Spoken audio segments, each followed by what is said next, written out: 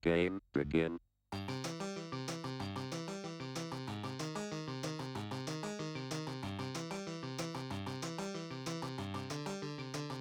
Hello and welcome to episode 20 of the Spike Colony podcast.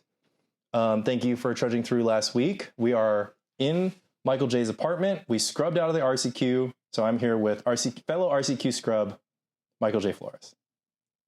As I said, I'm salty on account of not winning the RCQ, and B, I did eat, so then I became less salty. Yeah. So I learned new things about myself today. It shouldn't. I went over to you. You're like, I'm mad. And I was like, let's just eat something. And you're like, I'll still be mad. I'm like, you're not still going to be mad. Like, I just know you're not. I'm less mad. We're 2 for 2 on you not being mad. Like, why would it be any different? Because I didn't win today. I'm super annoyed. You didn't win the other 2 times. Okay, so my result, 1-2 drop. Michael J's result, 2-2 drop.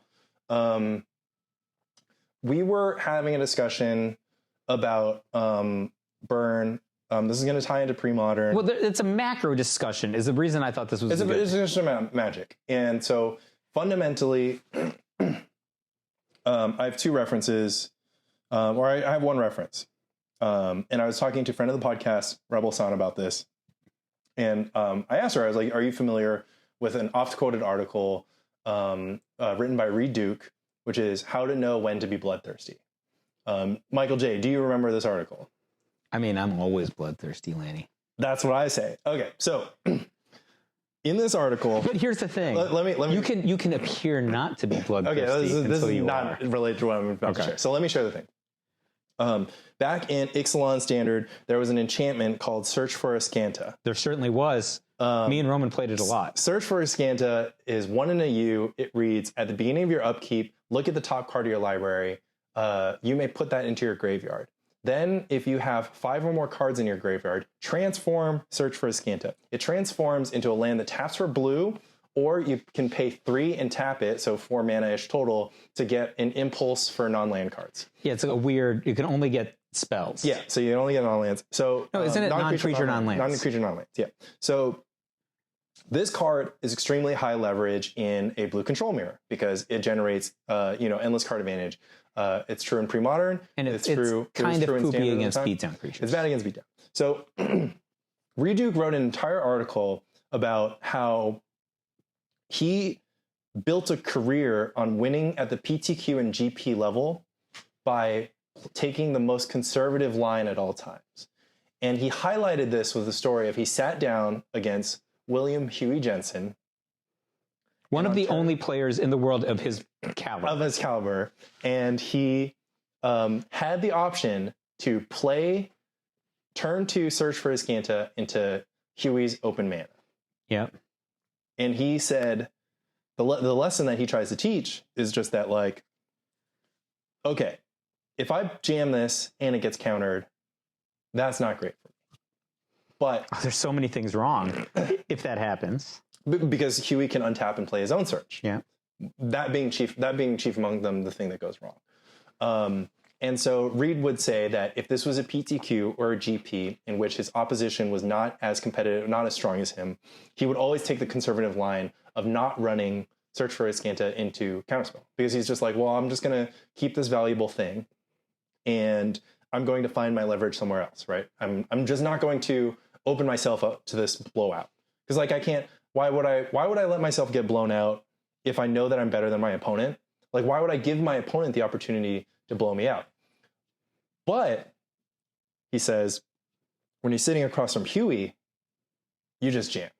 And that's because you have to be bloodthirsty, because Huey's not going to give you leverage later on in the game. In fact, it might be possible that, given the strength of your opponent, the only way that you can win is if you stick this Search for Ascanta and don't expose yourself to blood. You to take a high risk, high reward play, right? And so the article is just like, when do you be bloodthirsty? Is the answer like when your opponent is better than you? Yeah. So I love this article, but I hate the lesson that this article gives. Because why? Well, there's so few people who are better than Reed. Exactly, right? They're just kind of like, okay, this is not very actionable advice, because what if I sit down and I just like don't know if my Side note. better? if I asked you a single question, lifetime, Michael J versus Reed Duke, which of us do you think has 100% matchup on the other one? Based on who's asking the question. In the question, I would say Michael J might be up on Reed Duke a few. Woo! Heroes. Well, that's probably because Reed Duke underestimates you and doesn't make bloodthirsty plays. No, this is actually hilarious. When I first met Reed, right, I was like trying to like be friendly or whatever. I'm like, you know, on cloud 9, we're playing the top 4 of a 5K. And he's just like so like brusque, or this is like super brusque, like mean kid. Yeah, he's intense. He's just like super like wrinkling his nose and all this stuff. And then I ended up beating him, and then like not even like 10 seconds, like 3 seconds after, he's like, "Oh my God, I've been reading you since I was like a little kid."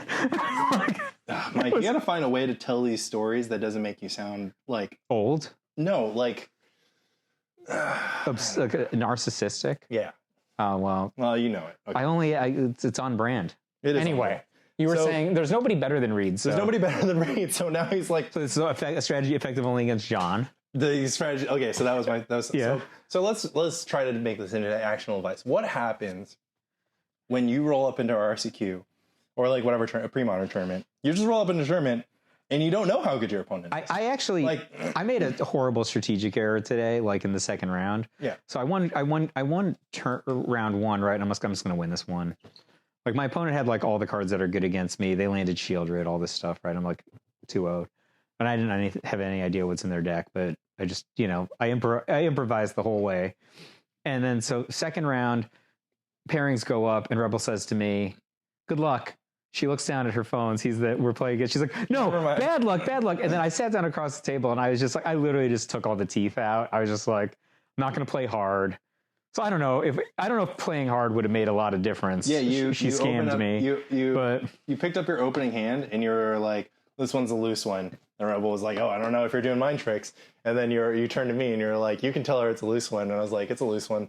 But it just had 3 lands. That's like all it was. It's like, what's a perfect burn hand? 5 spells and 2 lands, but your top card is a land. Yeah. So it's just like if your top card's a spell, it's the same range. I mean, I won the first game, but she got me in the next 2. Anyways. I was too arrogant. That was why. Yeah, this is a hubris. You know, that's exactly the Reed Duke, right? If I had taken a more conservative line, then she wouldn't have been able to get me, probably. Yeah, exactly. I mean, well, so one of the things that you just led on was that you're bloodthirsty all the time. So that becomes a question. I'm not bloodthirsty all the time. Nobody who plays for Gear 2 and Gear 3 as a default is bloodthirsty all the time. But it's not about combo bloodthirst. It's just about taking opportunistic plays that have some risk for blowouts. It doesn't even have to be high risk, right? When you play only cards like Lava Spike, you don't have any of these optionalities that could be bloodthirsty or not. Well, you do, because your opponent, for instance, can have the spell Pierce, which is just you counter target spell unless its controller pays 2. Pays 2, yeah. So that card, when you're the burn player and you have your window, let's say your opponent's at 9 life and you've got 3 bolts in your hand, and like maybe they can untap and like run away with the game. So maybe you're in a situation where only spell Pierce beats you, right? But you're covered on counterspell, and maybe you know that force of will, force of negation type effects aren't in your opponent's deck. Do you jam, or do you hold to try to pay for the spell Pierce 3 times with your bolts? It mostly depends on if my opponent is clocking me with a Shieldred or something. It does depend, right? But like, let's say that it's amorphous. Let's say you don't know if your opponent is going to do something. You don't know if the window is going to close. This is like an important thing in Magic, right? So like, we can always look back and be if like, I have 3 lightning bolts, the window's probably not going to close that quickly, right? It's different. Like, but what if they untap? If it's Swift Spears or something, I need to get creature damage in, is completely different. But like, it's very simple to imagine though, because let's just put it like this: like your opponent on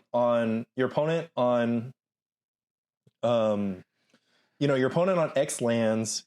Commits 2 mana to play a big creature you can't burn out, right? Yep. Tarmogoyf or Murktide Regent, or if we're talking other formats, Terravore. There's no 1 mana counterspells though, but there's days. I understand, like some kind of giant monster. So they play a monster, and they're a blue deck, and they have access to Spell Pierce, and if they untap, they'll have access to counterspell, and you can't beat one of your spells getting countered. So you're playing against a range of spell pierce now or counterspell later. So the bloodthirsty I would cast the first lightning bolt. Yeah. Right? See what happens. I would try to read my opponent's behavior in response to the first lightning bolt. Okay. Play along with me, Mike. Yeah. The point I'm trying to make is that you can make a bloodthirsty play, which is ignoring the spell pierce, right? Yep. Has the potential to lose you the game, but has the potential to win you game on the moment, instead of playing more turns. So the most important thing is in Magic, we have draw steps. The game changes every single time a player draws a card. Yeah. Game changes every single time a player... You're so smart at Magic, Lanny. Thank you. The game changes every time a player draws a card or takes an action. And so the lesson from Reed is like, if you're a strong player, just like extend the game and continue capitalizing on marginal advantage. And if you feel you're outmatched in strength, take more risky lines that have the potential that can close the game, but have the potential. If you're a Jund guy, that is, so I feel like, you know how like I wrote 3 gears and then like I relate a lot of stuff to 3 gears. If you're Jund guy, extending the game is often a good strategy unless you're playing against over the top guy. Exactly. Right. So, and there's not very many over the top guys right now. Well, there is. It's Beans guy. Okay. So you don't want to play this way against Beans guy, right? For sake of argument, right? But like against most people who are just like trying to scam out a 4/4 or something, right? Like more turns is just more opportunities to generate incremental card advantage. Absolutely. Right? But against Beans guy, like you're never. It's just like Beans guy's gonna draw his whole deck. Like it's just like that one time when I was playing in a meetup and Cam cast some nonsense into my standstill, right? I drew 3 cards. He's like, how novel, right? Like, she's drawing like 4 cards a turn for the next 4 turns. Like my 3 cards was nothing. I think if you're Jund guy and you're not playing against over the top guy, then that is an okay way to do it. But if you're burn guy, the elegance of the burn guy is to figure out where, you know, you push the opponent to the red line and then they can't get out of it. Right? Like, and that like the skill is really about pushing them to the red line, getting them into the corner. The skill, right? Like, and it's a very different skill than it's this. Check and checkmate, right? Yeah. So this is checkmate, right? Is like you have an idle line in play and your opponent's at 2 life. Can't do anything, right? But check is the turn before when they were at 5, right? Or the turn before when they were at 8. And then there's 2 turns before where, you know, you had the option to, you know, play one card or another, one that would reduce your life total, your opponent's life total more, the other that would affect the battlefield more. So, you know, this is all one of the things that I keep on telling you is like, you've been helping Rebel out. Be sure to check out 5 Floors on YouTube for the Rebel Alliance, a series featuring Mike coaching Rebel through some modern burn leagues. Hopefully, even if you're fully invested in pre-modern, you can get a kick out of some of the strategizing. I think this has a lot of transferable skills to pre-modern burn, which we'll get around to. Is like, I keep on telling you is like, how do you give the most actionable advice? Because Magic is such a difficult game. And I mentioned this last week. It's just like, you just don't know what you're doing in the moment. You don't know what you're doing is right. I mean, you kind of have an idea. Yeah, but I think that things from a mindset standpoint, which is that if you, look, this is literally what the first 2 chapters of like the official Miser's Guide was about, where I said something along the lines of, I don't care what you think, right? And in a brusque way, even like, I just don't care what you think. What I care about is how you form your ideas, right? Like if you form your ideas in a certain way. Right, that you're thinking at all. Right? Like then you are going to, on average, form better ideas, right? But like you can come to whatever wrong conclusion you want. Like I'm wrong sometimes, you know, like, but like you can come to whatever wrong conclusion. And in fact, if you come to it, you're probably just going to hold it so tight, you know? Like I hold a lot of things so tight because I've come to these conclusions myself. Yeah. But like impulse. But I just don't care what you think, right? And like the thing is like you're going to just do the thing based on how you think, and you're going to have results, and those results are going to be good or they're going to be disappointing or whatever. But what I really deeply care about as like a Magic content creator for all of these years was affecting how people formed their thoughts, right? And that like that they would understand like, and it's just not realistic. Like BDM and I had this conversation. He's like, you can't expect anybody in the world except with like maybe like 3 or 4 people. Like if it's not like Patrick Chapin, Zach Hill, and Zvi Moshwitz, nobody thinks about Magic as much as you in the way that you think about Magic, right? Even other people who just do this all the time, right? They just don't think about it like this. So, but I don't know. I always thought that people had every player, right? FNM player has the ability to like formulate thoughts if they have the right priors. So you give them the priors. They don't have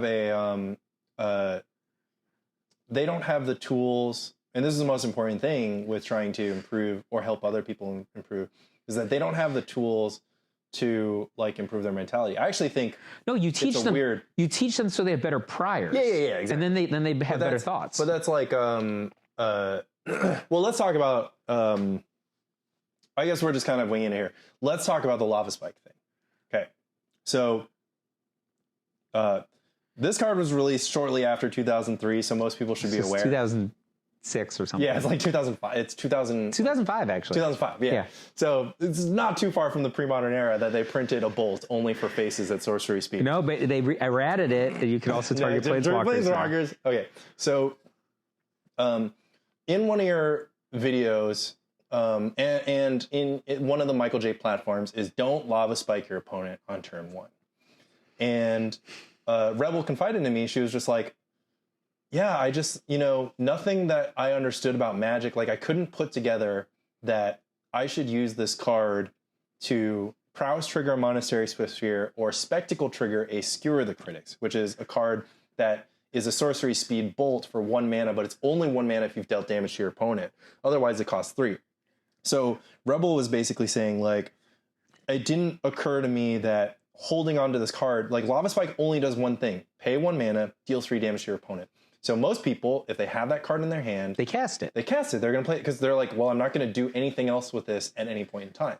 And so they don't possess. They're like, oh, I didn't have this like skill. I wasn't good at Magic enough. That's like basically what she's saying. It's like, oh, I wasn't good enough. I wasn't smart enough to think I can hold on to this card and use it at a later time to get marginally more profit from it. And I was like, Rebel, don't beat yourself about this. This card is unplayable. Like, I was like, this card is unplayable. Nobody has ever played this card outside of red deck wins ever. Not in limited, not in a constructed beatdown deck, like not a red-green. Yeah, no one would ever play it. No one's ever, this is not a card that you need to learn anything about, except for when you're playing Burn, except for when you're playing Modern or Legacy Burn, right? Like, this card sucks. So no, it's the best card. So you can't screw it up. Exactly, right? Well, you can screw it up. Yeah, by casting it. Exactly. So that's why I always said people are like, this makes no sense. I'm like, yeah, you can't screw it up except by casting it. Exactly. So, like, that's one of the things. So can I just quickly separating? Can I just like quickly respond to what you said? Yeah. Okay. If you could really do this, you would, right? So if I could just play a deck that was like 19 lands, 21 lightning bolts. No, lightning bolts, right? Oh, okay. Right? I would, right? Okay. You can't play that many lightning bolts. But what the modern burn deck tries to do is approximate the experience of 19 lands and 41 lightning bolts, right? It plays cards like Lava Spike, Skewer the Critics, and Rift Bolt that are all one mana to deal 3 damage, right? You could play Shard Volley. I have played Bump in the Night. I think Bump in the Night is an excellent card. We love Bump in the Night. Right? So I played in different builds. It's just a black Lava Spike. Yeah, it's black Lava Spike. I love it. It's great. So those Splashing for that. Those are all things that you could potentially do. So I said to Rebel, I said, people play this thing called Gear 1 all the time because they don't understand how the burn deck works. But can you please describe to me what an ideal draw looks like? Just describe this to me. And I said, do you understand if your opponent doesn't break 2 fetch lands, not even 1 fetch land, doesn't break 2 fetch lands, you can't even win on this axis that you've described? She's like, let's do the math, right? 1 + 2 + 3. One mana on turn 1, bolt you. 2 mana on turn 2, bolt you twice. Yeah. 3 mana on turn 3, bolt you 3 times. Is 18. Yeah. Okay, like that's why people criticize Burn and say like, oh, my opponent's playing Burn, got me to 17, right? Like got you to 3. Yeah, got you to 3 because they don't understand how the deck works. Yes, and then I had Wormcoil Engine on turn 3 and attack. So it's only 1 + 2 + 3 in an ideal case, and then there's a lot of fail cases, right? Like you don't only draw bolts. Yeah, right? You don't draw the 3rd land. You draw too many land, right? Like, your opponent deletes your Goblin Guide. But even in the 1 + 2 + 3 scenario, and we have all these proxy lightning bolts, right? Like Lava Spike, Skewer the Critics, Rift Bolt.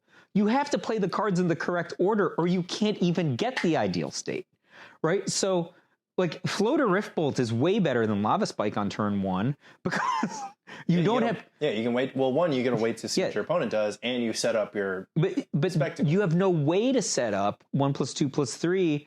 Sometimes, at least, when you're doing this, and so like you can't get in the habit of taking away your optionality. The burn deck is the thinnest on cards in Modern, right? So everybody else, for the most part, has some way to generate a radical amount of card advantage, whether it's like Orcish Bowmasters or like a Grief Scam or Wormcoil Engine. There's just have all these things that generate a massive advantage. The burn deck doesn't. The burn deck mostly draws one card a turn off the top of its deck. And every single card is precious in a way that other decks aren't. Yeah, the card economy is extremely limited, and like the highest outcome that you can possibly get is a Goblin Guide getting in 3 times. Yeah, that's insane. Yeah, or that's absolutely insane. But that doesn't even happen. Ball Lightning split card. Yeah, and sometimes they draw 3 cards on the way there, and they like get you back anyways. I mean, yeah, I was playing as a scam guy, and he's like, "Man, I drew 3 cards from your Goblin Guide." I'm like, "You certainly did. Yes, you did." It's like, you want to tell me more about how that happened? That happened, right? 2 of them were polluted deltas. So in my mind, the Goblin Guide dealt 8. Well, let's remind the listeners that it's the card underneath the Goblin Guide that they're drawing, which is the important one. The underneath the polluted delta, it gets them closer to their 1 rings and whatnot. And so anyway, so what I'm saying is like people just don't have a specific enough framework for how they play this. So they create general rules.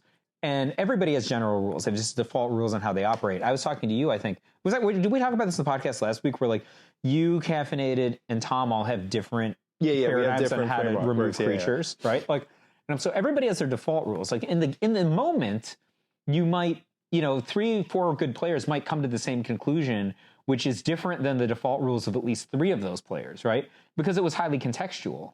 But everybody has default rules, and I feel like one of the things that you want, if you want to improve, is to improve your default rules, right? So that we minimize the number of times that we're accessing our forebrain. Right, and this actually ties back in, which is just if you want to go. So what's so funny is that this Reed Duke article is titled "When to Be Bloodthirsty." Answer is never. But the lesson is never, because if you're Reed Duke, you can just chill and win a PT. Like the one thing that's crazy is that like Reed Duke is Jund Guy, right? So they say Reed Duke is Jund Guy, but he won his Pro Tour with a combo deck. Yeah, well, we'll gloss over that for a second because well, he has a lot of range. Like the thing, like he does have good range, but he's most famous for Jund. And like the reason, of course, is that Reed Duke is never going to miss with Jund. Reed Duke showed up to our 28-person RCQ with Jund. Like he's went, or actually, let's talk about friend of the podcast, doesn't listen to the podcast, Sol Malka. Yeah. This guy is still rolling up to RCQs with black-green or black-green red. And he wins it. Right? Like, but he's changed his deck. Like, he has tireless trackers. Yeah, he's a mess around. But he's like Liliana's. There's a lot of cards that have been printed since 2001 that he has. But just like, his deck. But just like, and this is finally looping around, was just like, just think about you. We both showed up to this room. I had an excuse, which is that other friend of the podcast, Phil Q, hooked me up with the Burn 75. I was like, what decks can you lend me? He was like, I got Burn, I've got Valakut. Well, he's like, I'm playing my Scam deck, right? He's like, I was like, can I borrow 2 Furies? He's like, I'm using all 4 of my Furies. I'm like, okay, you're playing Scam, nice. So I had to play Burn. And then you kind of had to play Burn because you don't play any other deck. You don't have any cards for any other deck. No, that's the secret. But you refuse. I always claim that I have a really good reason for playing Burn, but the answer is I own all the pre-modern decks, but only one modern deck. Exactly. So I own some standard decks. So you made a few statements. One was that you chose the best deck for the tournament, which is Copium. Okay. 2 was like you chose the best deck for yourself because you know that you play the deck. That's actually true. But wait. If you were to run that tournament, who do you think has the most equity in the tournament in the room? It's a human being who has the most equity. It would be Michael J with a deck other than Burn. That's my No, I think it's Michael J. So if Michael J's playing Burn, then Burn must be the best deck. If Michael J has the most equity. Yeah, but that's the thing. Is like Michael J on whatever Jund Guy's deck would be. Yeah, but like I might play Jund bad. That's the thing. No, but you wouldn't. I played Burn flawlessly. You would do better. The problem is you're playing a deck that's like 55% flawlessly, whereas you could play a deck that's 95%, but you could play it at 85% accuracy and still be I have a higher yield. Exactly. Yeah, so like when I played Oath Peluche at Bearded 2 weeks ago, yeah, you know, I was just ranting at the freaking team list all morning, right? But that because I hadn't eaten. But the well, the problem is on Saturdays the gym doesn't open till 8. Oh my god, so just power bar. Like I don't know. And then I just don't have time. Almonds. To eat. I brought freaking beans. That was my joke. I was eating beans. Yeah, but you need like a consistent stream of calories and carbohydrates in your body on tournament days. So anyway, to go back to this is that one of the things that I didn't want to play Oath Peluche about was because I just wasn't you weren't familiar. I might not play it. It wasn't in your wheelhouse. Versus if I play goblins, I think I'm going to play goblins at like easily play goblins in the 95th percentile. Right, which is fine. I mean, I validated it as a content play. I probably would have played goblins myself, but I wanted it to be a content play because But let's set that aside for a second and let's talk about Itai. Right? Yeah. Itai played the best deck at 65% accuracy. And 2-0'd all his opponents. And he got second place. Yeah. Right? If you somehow missed it, Itai got second place at LobsterCon with Blue White Dreadnought, right? So go back to Spike Colony 1 and 2. Yeah, go back to Spike Colony 1 and hear all about it. So just think about that for a second. So let's say, I mean, that's what I'm saying about Sol Malka. I don't know how much modern Sol Malka plays. Maybe he plays on every weekend. Maybe he plays after. Sol plays way more Magic than I do. But he plays a lot of Arena, I think. Yeah, so my whole thing was for a long time, I played, so my goal for almost 2 years was to win 15 matches a day, right? Yeah. However, I got to 15 matches. And then I like to maintain either high constructed or limited on Arena, right? Right. That was just my placeholder, right? So if it was... Well, you didn't have a job. Yeah, well, I didn't have a job, right? Now I don't play hardly any Arena because I have a job. Yeah. So, but I feel like I'm still pretty good because if I do play some Arena, like, and I win at a very high rate, but so that makes me believe I'm good. But just, well, good relative to the players playing. Of course, yeah, of course you're good relative to Arena. But what's nice about Arena is that you have all the cards. If you have all the cards, then you don't have to play Burn. But I choose to play Burn. Exactly. You choose to play Burn. But just think about our comparison, right? Sol and Reed can't lose an RCQ, even if they're playing a deck that's like not well positioned. I own Tireless Tracker. Well, there you go. I don't own Ren and 6. You're playing a deck. The problem with Burn, and this is like the fundamental thing. This is like the struggle. This is the cruel mistress of Burn, right? I think Burn is extremely rewarding to play well. This is my copium with Grotog, right? No. Like I'm just like playing Grotog, and I'm like, well, I don't lose. Like my win rate with Grotog is probably 80%. But the problem is the times I do lose, it's like I have to I don't know. I have to like come to my senses of just being like, well, I lost that game, and if I was just playing a deck that was good, I probably would have won. But all the wins, I'm just like, oh, I overpowered my opponent. I did the perfect math. I played for specific top decks. You're hitting me straight in the heart, man. I timed my gushes perfectly. Like, I'm such a genius. I'm like, okay, well, one, my opponent was playing at lower than 100% accuracy. Like, they probably made a misplay that let me beat them with this Grotog deck. Yeah, probably. Like... You know, not Rich, of course. I Gear 1'd Rich, but Gear 1'd Rich in matches 1 and 3. You mean you just drew multiple meddling mages in a matchup that he couldn't answer meddling mages? Yeah. That's Gear 1? Well, no, I top deck a foil for the one card that he could deal with my meddling mages with. So, but you're hitting me straight in the heart. So the thing like Gear is, 0. I got this from Patrick Sullivan, who is one of my good friends for a long time, for, I don't know, probably 20 years. I think my second ever Star City premium article, or not even premium, before they had premium, it was like 2003, was entitled Sullivan, Nimble, Mongoose, and Sullivan, because it was about my relationships with Adrian and Patrick Sullivan separately, or Good Sully and Bad Sully, as I used to call them. But anyway, like Patrick Sullivan, like in his bones, is attacking with whatever red 1 and 2 drops there is, and he rubbed off a lot on me, and he's so good at it, right? Like I was, you know, people are just like, oh, you're one of the best, you know, I just want to learn from, I just learn from Pete Sully all the time.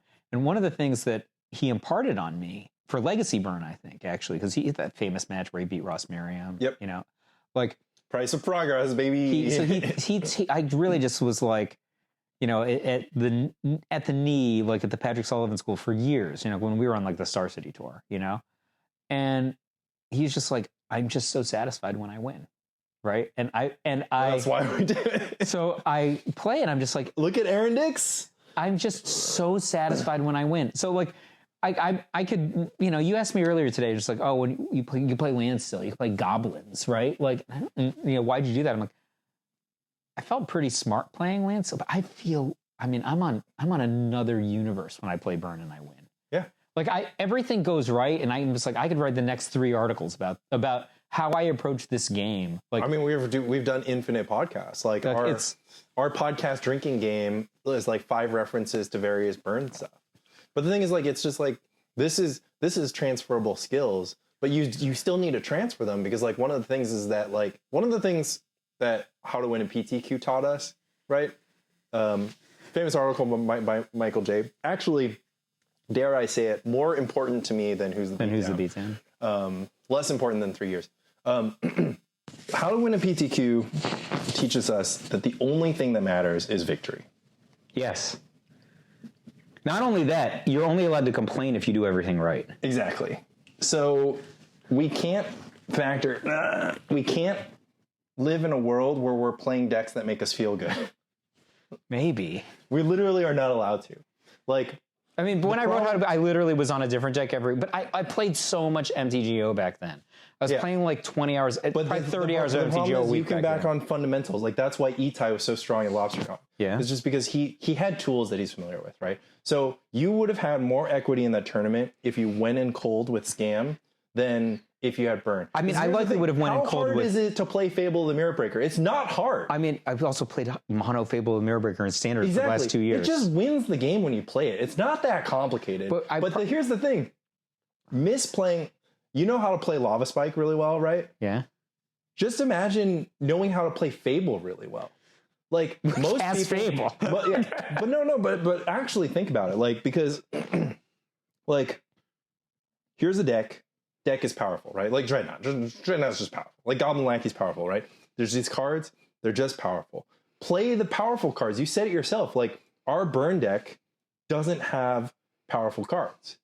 This is like, but altogether, they make a harmony. They do. They make a harmony. Beautiful. It's beautiful. It's very, very beautiful. But the rules of engagement have changed in the modern format. And this is actually true of the pre-modern format. People live in denial about it because in pre-modern, the most important thing is fun, right? So like, I literally would not play, if you told me that there was a deck that had 80% equity to win LobsterCon, I would still play a 60% deck, and that's to win. So like, whatever, that's insane. I would still play a deck that had very little equity to win LobsterCon if it was a better fun play, if it was a better content play, right? I wouldn't do it at the Pro Tour, but I would do it at like LobsterCon.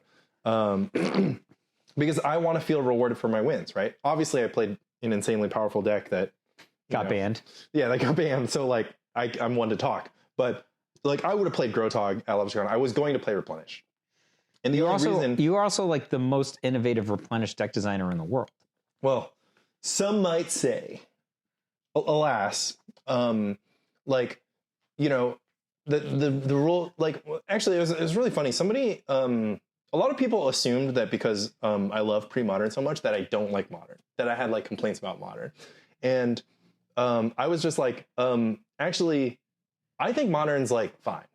Like, I don't. I think it's the worst format there is. I think modern's fine, because just from like a experience standpoint, because I was just kind of like, okay, well, there's all these powerful cards, Ragavan, Fable, and Mirror Breaker. I'm like, but I get to play the powerful cards. Like, sure, my opponent can just get me with Ragavan. But people have actually come around to Ragavan, like, this is a card that people were just like, it's just like too strong, and people started coming around because they're just like, wait, like, if I play a Ragavan deck and I'm a good player, like, I'm gonna, like, this card gives a lot of optionality. You can dash it, you can like time, you can use your treasures, you can decide whether to play off your opponent's deck. You can do all this stuff with it, right? So if I'm a stronger player, even though this is a very, very powerful card and like a complete dingus can like just get lucky and get you with it, like, I'm a smart deck builder. I can minimize my exposure to a card like Ragavan and maximize my ability to capitalize on Ragavan. So I still have an advantage. It's not the same as an advantage in pre-modern, right? In pre-modern, like, you know, the strongest tool is, like a card like Gush, right? And like your opponent misplaying their Gushes is going to spell death for them. It's very hard to misplay Ragavan. It's very hard to misplay, like, to donkey play. It is harder to misplay Lava Spike than Ragavan. Both cards can be misplayed. Exactly. So, but the thing is, like, we all have these same tools. Like, you can play Scam, you can play this deck that has like a bunch of powerful cards, and you just wouldn't lose. You wouldn't lose because you're playing a powerful deck and you're a powerful player. That's just like the fundamental of it. Like, Itai's a good player. We gave him the best deck. But I feel like regardless of, maybe this is a violation of how to win a PTQ, but I'm not sure that it is, right? Like, the most important thing always to me was the ability to cultivate edge. Yeah. Right? So I don't feel like I'm cultivating any edge if I play Scam. That's what you think, but that is not with a calculated understanding of your opposition. So I agree with you, because this is the lesson of the best deck. The deck to beat is not the best deck. Classic Michael J. Yeah. Right? The deck to beat, if it's Stifle Not or whatever, it's not the best deck. It can't be the best deck. Because it literally mathematically has a 50% win rate. Yeah, you're 50% in the mirror. But let's enter a world in which Burn is the best deck, right? You're so confident in Burn. Yeah, I'm like way over 75%. Exactly, right? Like probably 90%. And like, let's also flash back. You have famously said that the Oko Thief of Crowns meta was one of the most skill testing metas. Yeah, I also never lost Oko Mirrors. Exactly. Because I practiced them. 80% of the decks were like Oko Mirrors. So, but let's just say for a second that you didn't practice them. Like, you still got to know that you're going to beat opponents. Oh, no, I don't know, man. I practice those Oko Mirrors like every freaking Friday night. I'm saying in the Scam situation. Yeah. Like, you're right. Maybe I just don't give enough respect. You don't respect yourself enough, and then you're over-respecting your opponents. Because one of the things you're running into is just kind of like, okay, I'm going to play this powerful deck. Other people have been playing this powerful deck because they just play the format more, right? So like, maybe I'm not gonna beat them because like modern is not like pre-modern, right? Like, but it's pre-modern. It's annoying to me. Like, what does it cost me to make a Scam deck? $1,000. Feels like it. At least 500. I think it's closer to 1,000. But yeah. But I mean, I own some of the cards, right? But like, yeah, I guess I own all the lands. But okay, let's say it's $500. Okay? And you bought Shielders for Puck. Yeah, that have never freaking left the sleeve. Okay. And you have Fables from Standard. Yes, I have all those cards. So I guess it's less expensive than I'm imagining originally. But the reality is, I just bristle at wanting to spend like $1,000 to play a format that I play like seasonally, like three tournaments a year or something. Okay, so right? That's actually part of it, you know? Let's actually flip. So I totally agree. And I'm actually in completely the same mindset. But if that's the case, you just can't get mad about losing with Burn, right? I'm not mad about losing with Burn. I'm mad about losing.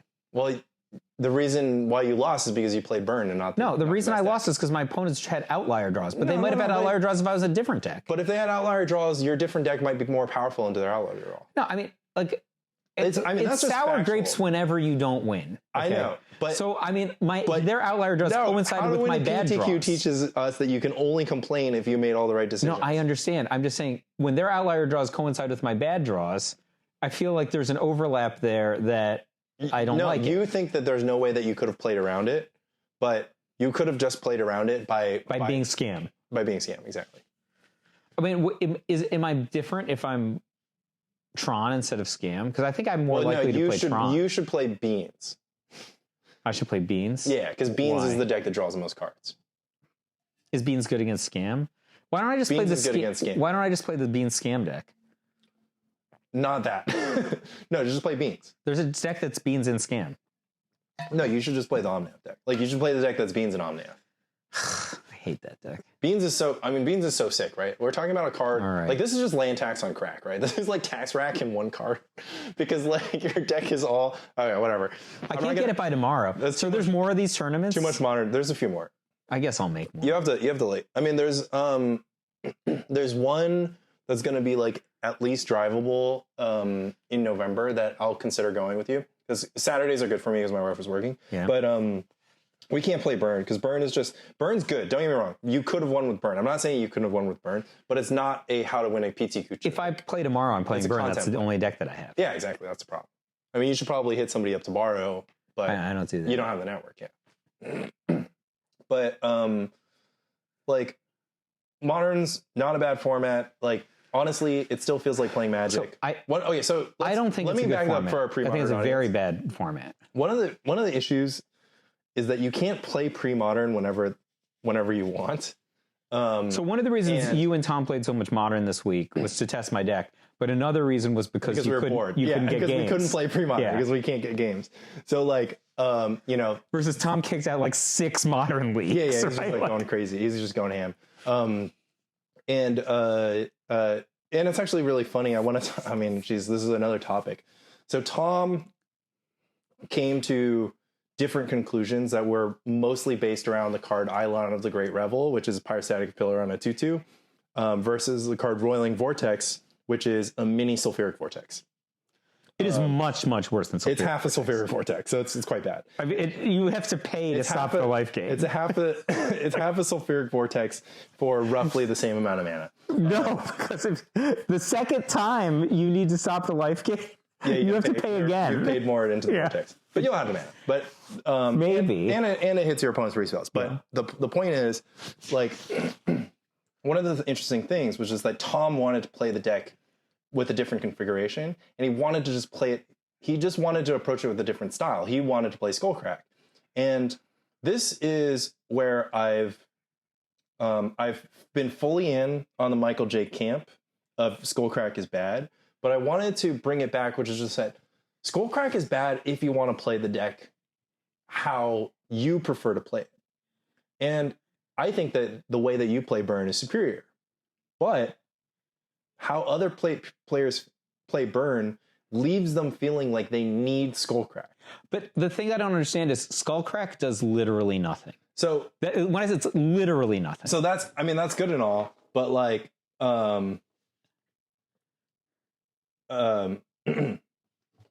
that's true, but it's only does literally nothing if like this is impossible to explain to you because you just don't approach your Burn thinking in the same way that most people do. The first PPTQ I ever won, I had 4 Atarkus commands on my sideboard, and I sideboarded Skullcrack. Okay. I have been playing Skullcrack for longer than most of these people. I understand. I'm just telling you that you can't teach some. Okay, let's go back for the viewers. Yep. For the listeners, Skullcrack is a card that only face burns. 2 mana for 3 damage for face burn. It's the worst converting card. Exactly. In the 75. That's why we don't like it because let's take a card like Incinerate or Lightning Strike would be the modern legal card. 2 mana for 3 damage, but you can tag a creature. That is correct. We have one better. We have Lightning Helix in modern, which is you can tag anything and you gain 3 life. That is correct. Lightning Helix is the most popular card being removed for a card like Skullcrack. Skullcrack can't tag a creature. Lightning Helix can. So also one of them is wildly better in the mirror image. Well, let's try to build a case for the opposition. Yeah. So you zoom all the way out, and basically the Skullcrack player is saying, I'm going to win the game with face burn, and I'm going to stop controlling the battlefield the moment I stop drawing cards that control the battlefield, right? Sure. So the Michael J way is pretty simple, which is just that like a burn spell, like there's no face burn only spell in pre-modern with the exception of Flame Rift. Well, that gets everybody. Yeah. No, Price of Progress. Yeah, I mean, that's like a little bit. Sideboard. Obviously, we play Price of Progress, but that's because it deals 10. So it's 1 million damage. Yeah. Why would you? But there's no like Lava Spike, Skullcrack, Boros Charm situation. Yeah. That just tags face. So the pre-modern burn deck always behaves in a way where it's at least concerned with the battlefield. Jackal Pup doesn't have haste, right? So in order to convert your Jackal Pups, you need an empty battlefield, and often you're siding out your Jackal Pups and becoming a pretty spell-based deck. So in modern burn, the card that you replace Skullcrack, or your card you're replacing for Skullcrack is Lightning Helix.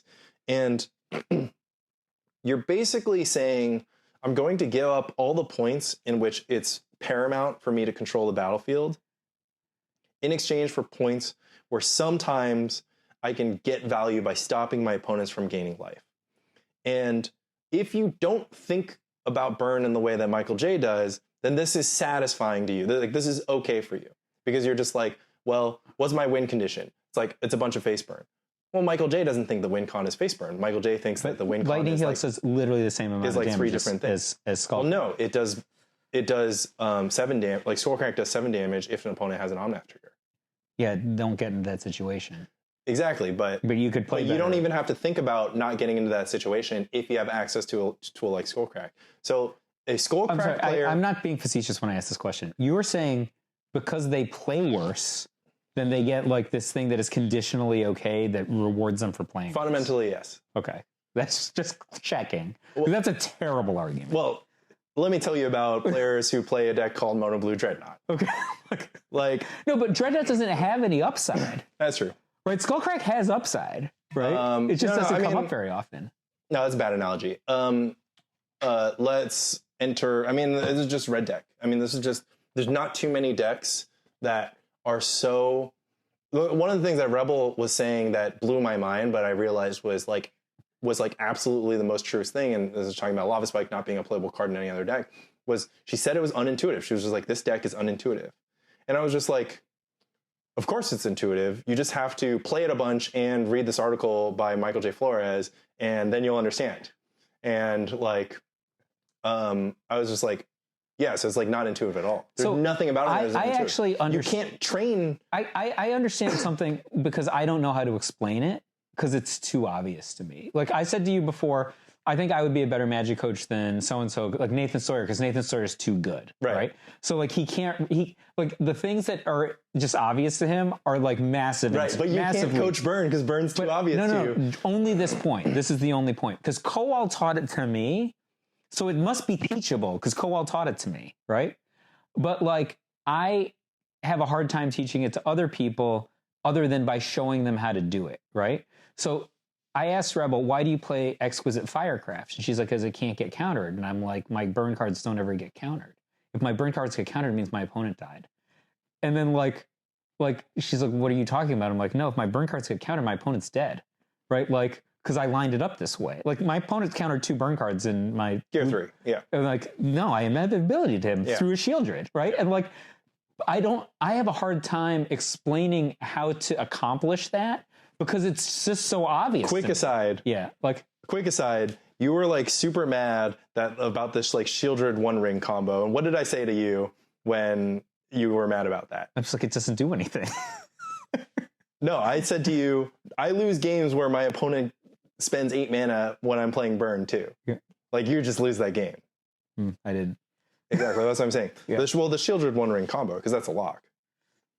I don't know. I beat Shieldred. They never you can played beat Shieldred. You can beat So that deck. Okay. Yeah. No, I understand. Scrolling back, that deck is a Shieldred One Ring thing.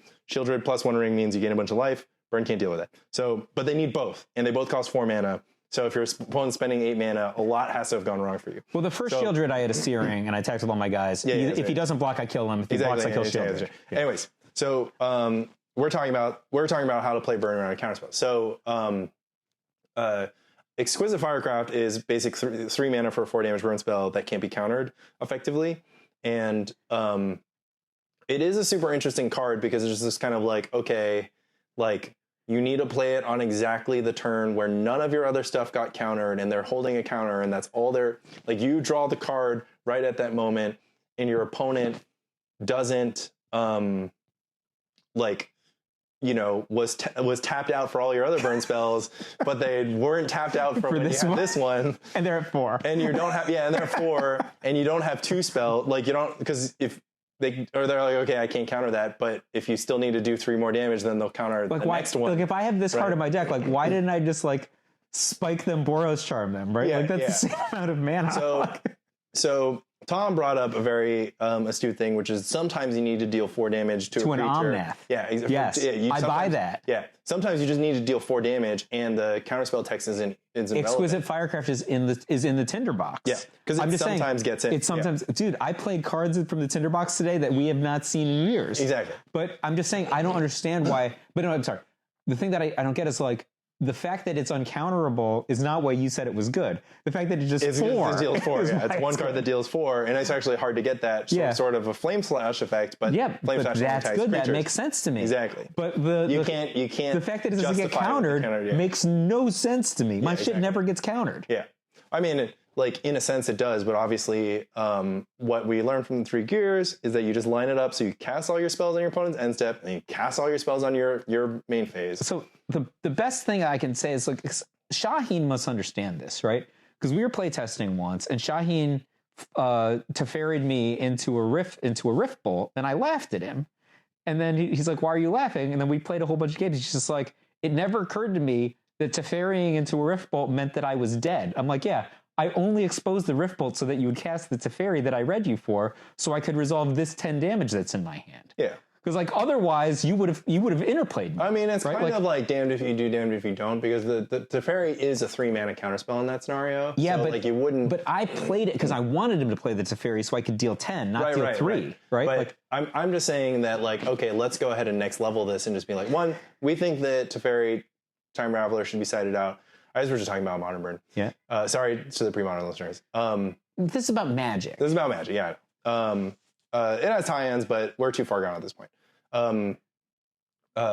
So having a 3-mana counterspell that only counters Rift Bolt and interaction on your turn, locally exposed. Like, that's the reason that it's bad. I would play like 1 copy so that I can play it when I have like 9 mana, basically. Yeah. So, like, I feel like that card is not a 0, but, like, it's close. It's really it's bad. not something you want 4 copies. Yeah. Of. So it's. And so it's weird because people think about that card as being, like, the cards that I think are bad are, like, I mean, they're obviously, they're playable, right? But, like, they're just bad in a lot of situations, are like all these cards that people think should be banned, right? So, like, Teferi is too powerful, but Teferi is not too powerful. Teferi is like... Well, it's proven itself not to be too powerful. It's also proven itself to be annoying, you know? Yeah, so I won 100% of the games today that my opponent cast the card Thoughtseize. Right? Like, that is actually pretty common for me, right? Like, I think Thoughtseize is quite a bad card. And I actually think it's bad in almost every format. And the argument that I made is, like, Thoughtseize was played in Legacy for a while until the card Inquisition of Kozilek was printed. Once Inquisition of Kozilek was printed, people were just Inquisition of Kozileks, and they stopped playing Thoughtseizes, at least for a long time. And the reason is, like, Thoughtseize was never good. Like, dealing 2 damage to yourself is really bad. Yeah, I mean, it's like kind of... this is a fun story. So, the Legacy Reanimator deck. Yeah. A combo deck is different. No.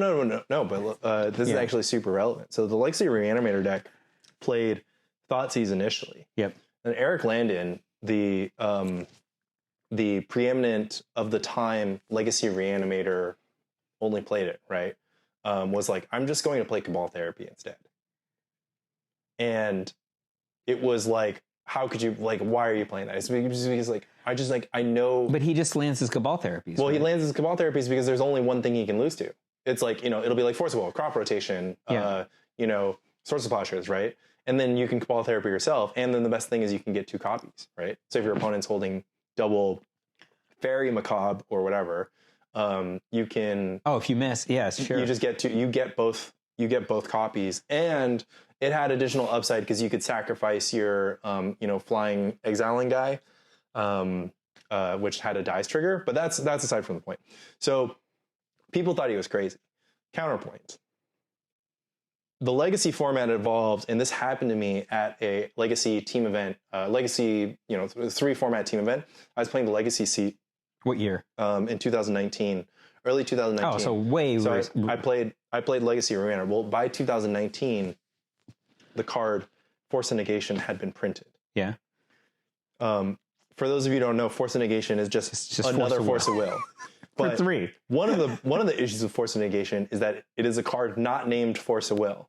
So I Cabal Therapied my opponent. Oh, it just changes. And he was like, resolves. And I was like, I named Force of Will. And then he reveals his hand. It's like, it has Force of Negation. And I'm like, well, I was going to put Grizzlebrand in play this turn, but I guess I'm never going to do that ever again because that was my Cabal Therapy. So now Reanimator is back on playing for Thoughtseize.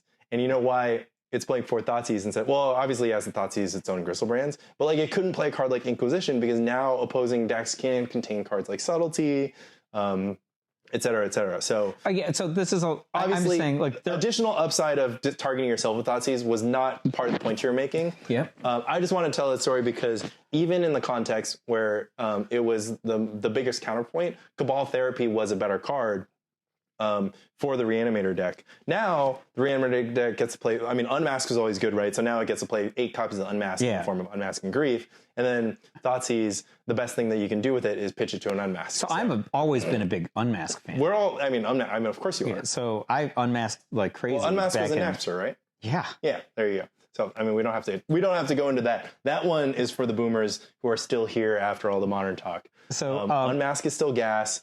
Unplayable in pre-modern, but still gas. Is it I never tried it. I mean, you know what? Unplayable. You know what? Mano's cards in your deck. Mano's big pitch to me is just go. You should play pre-modern, right? And I was on his podcast before I had actually gotten into pre-modern, right? And I'm like, oh yeah. He's like, you just play your Napster deck. And he just starts naming. He's like Engineered Plague, Unmasked. You don't have Demonic Cultivation. And I was just like, I'm like, Tutor. Well, man, the cards that made Napster good were Yawgmoth's Will and Vampire Tutor. Which of those cards is legal? Neither one. So I'm just like playing 4 engineered. How many times? The reason I was good, I got away with 1 Thrashing Wumpus that I never drew. Right? Yeah. BK tried to 4 Thrashing Wumpus. Yeah, but it's just not the same thing if you don't have. What do you call Vampire it? Tutor, Vampire Tutor with Yawgmoth's Will. Yeah, no, doesn't quite work like that.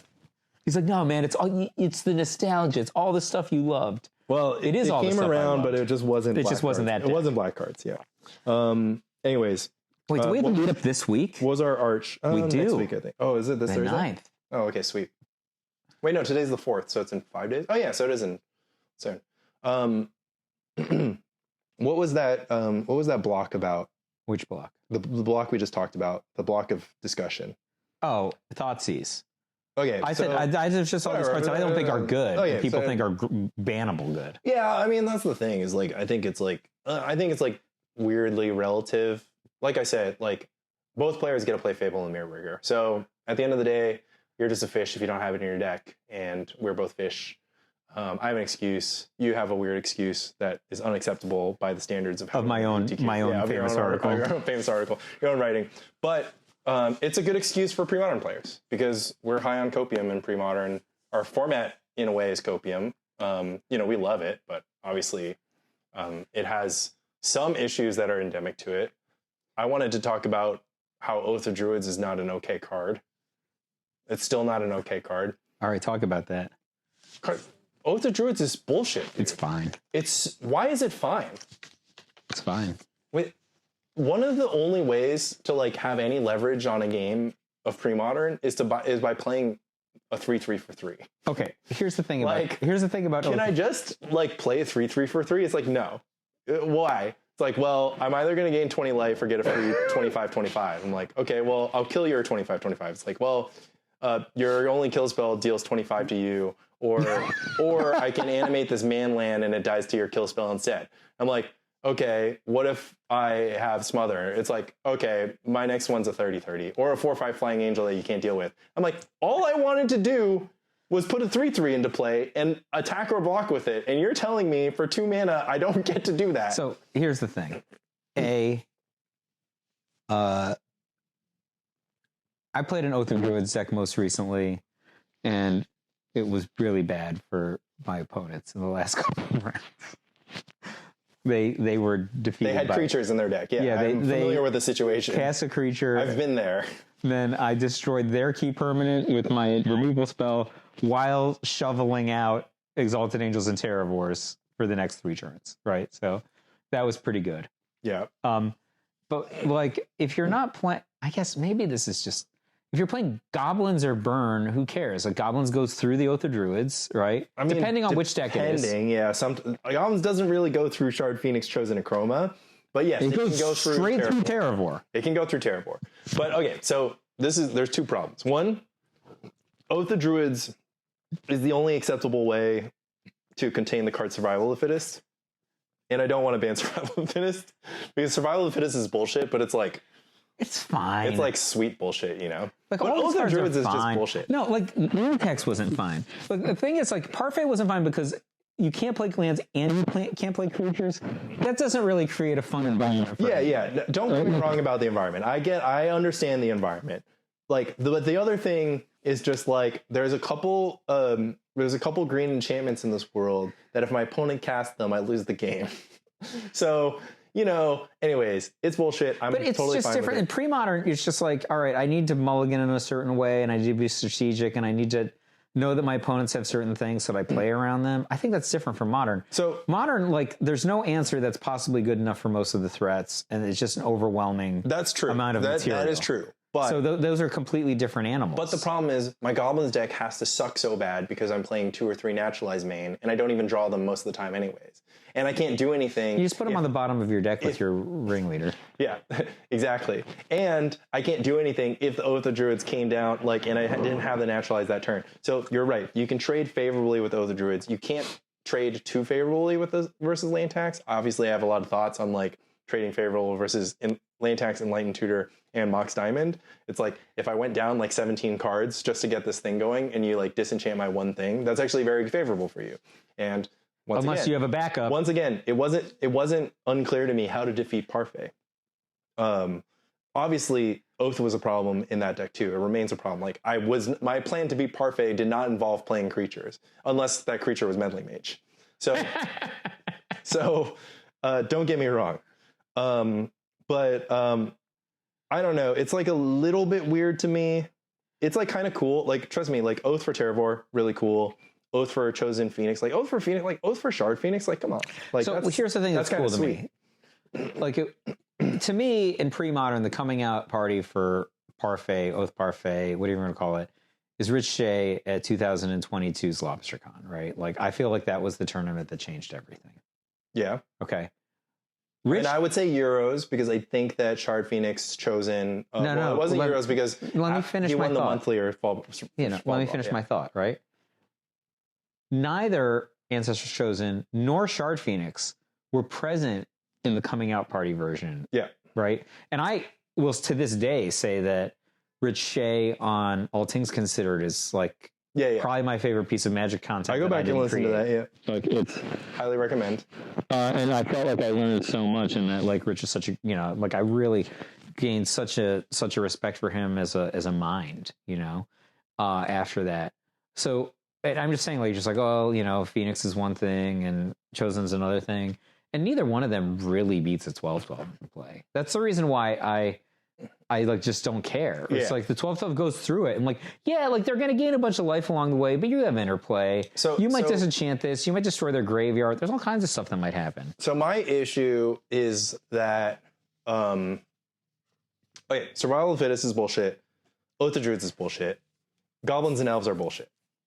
Those are just all the decks we play. They're all the most powerful decks. Yeah. And they all eat each other, right? And that's like the kind of thing. So like one of the things is just that like I think P. Soley said this on his podcast. It's just like let's look at a card like Plague Engineer, which is the modern version of the creature version of Engineer Plague.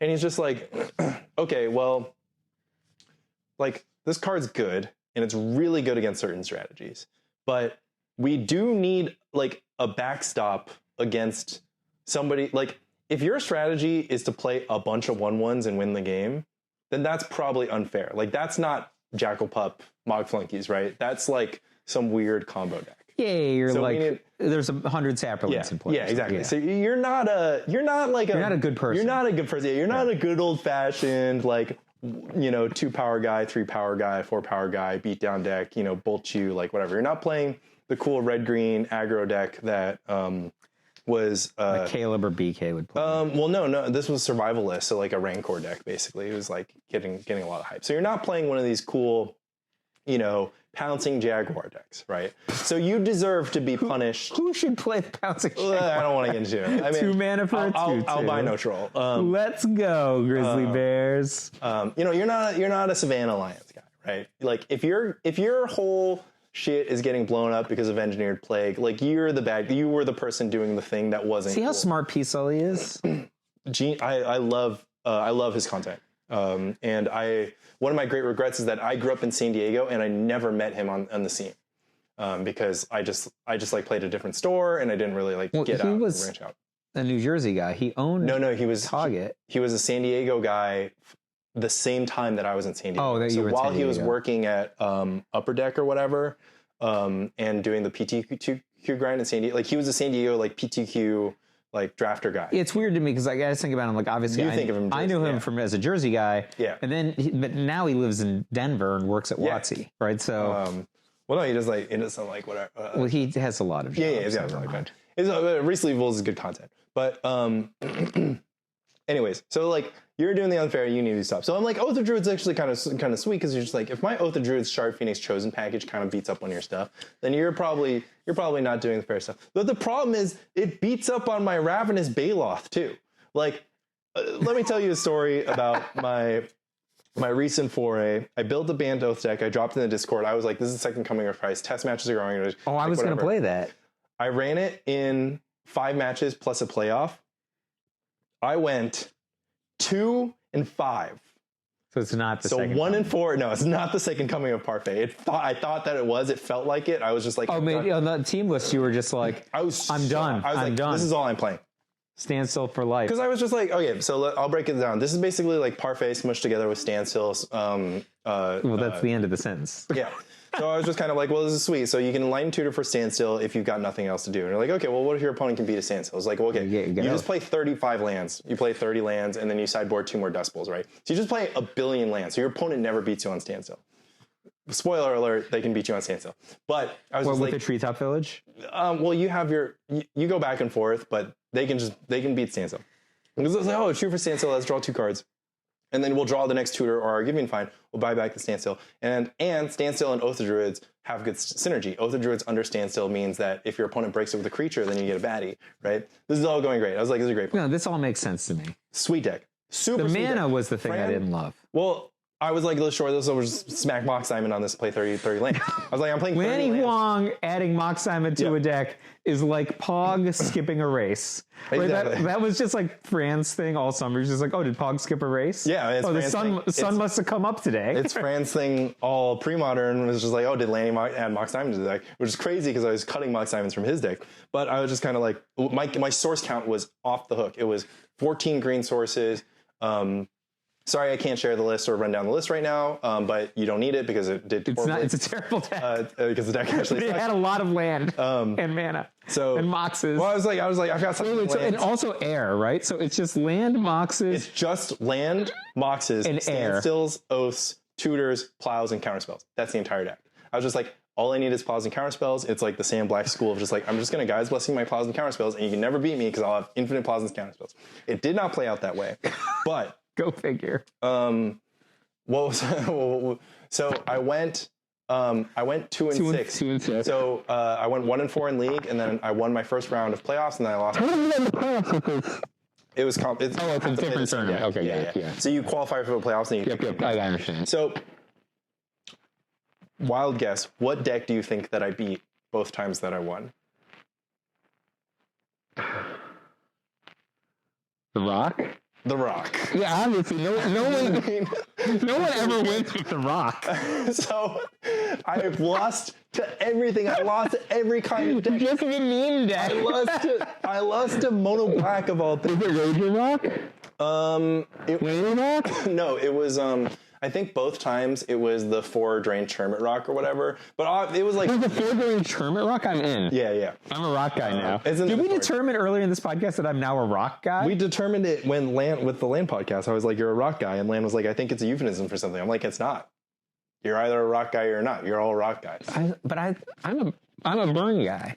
That's the problem. Somehow you're something that's even worse than a rock guy. You're a burn guy.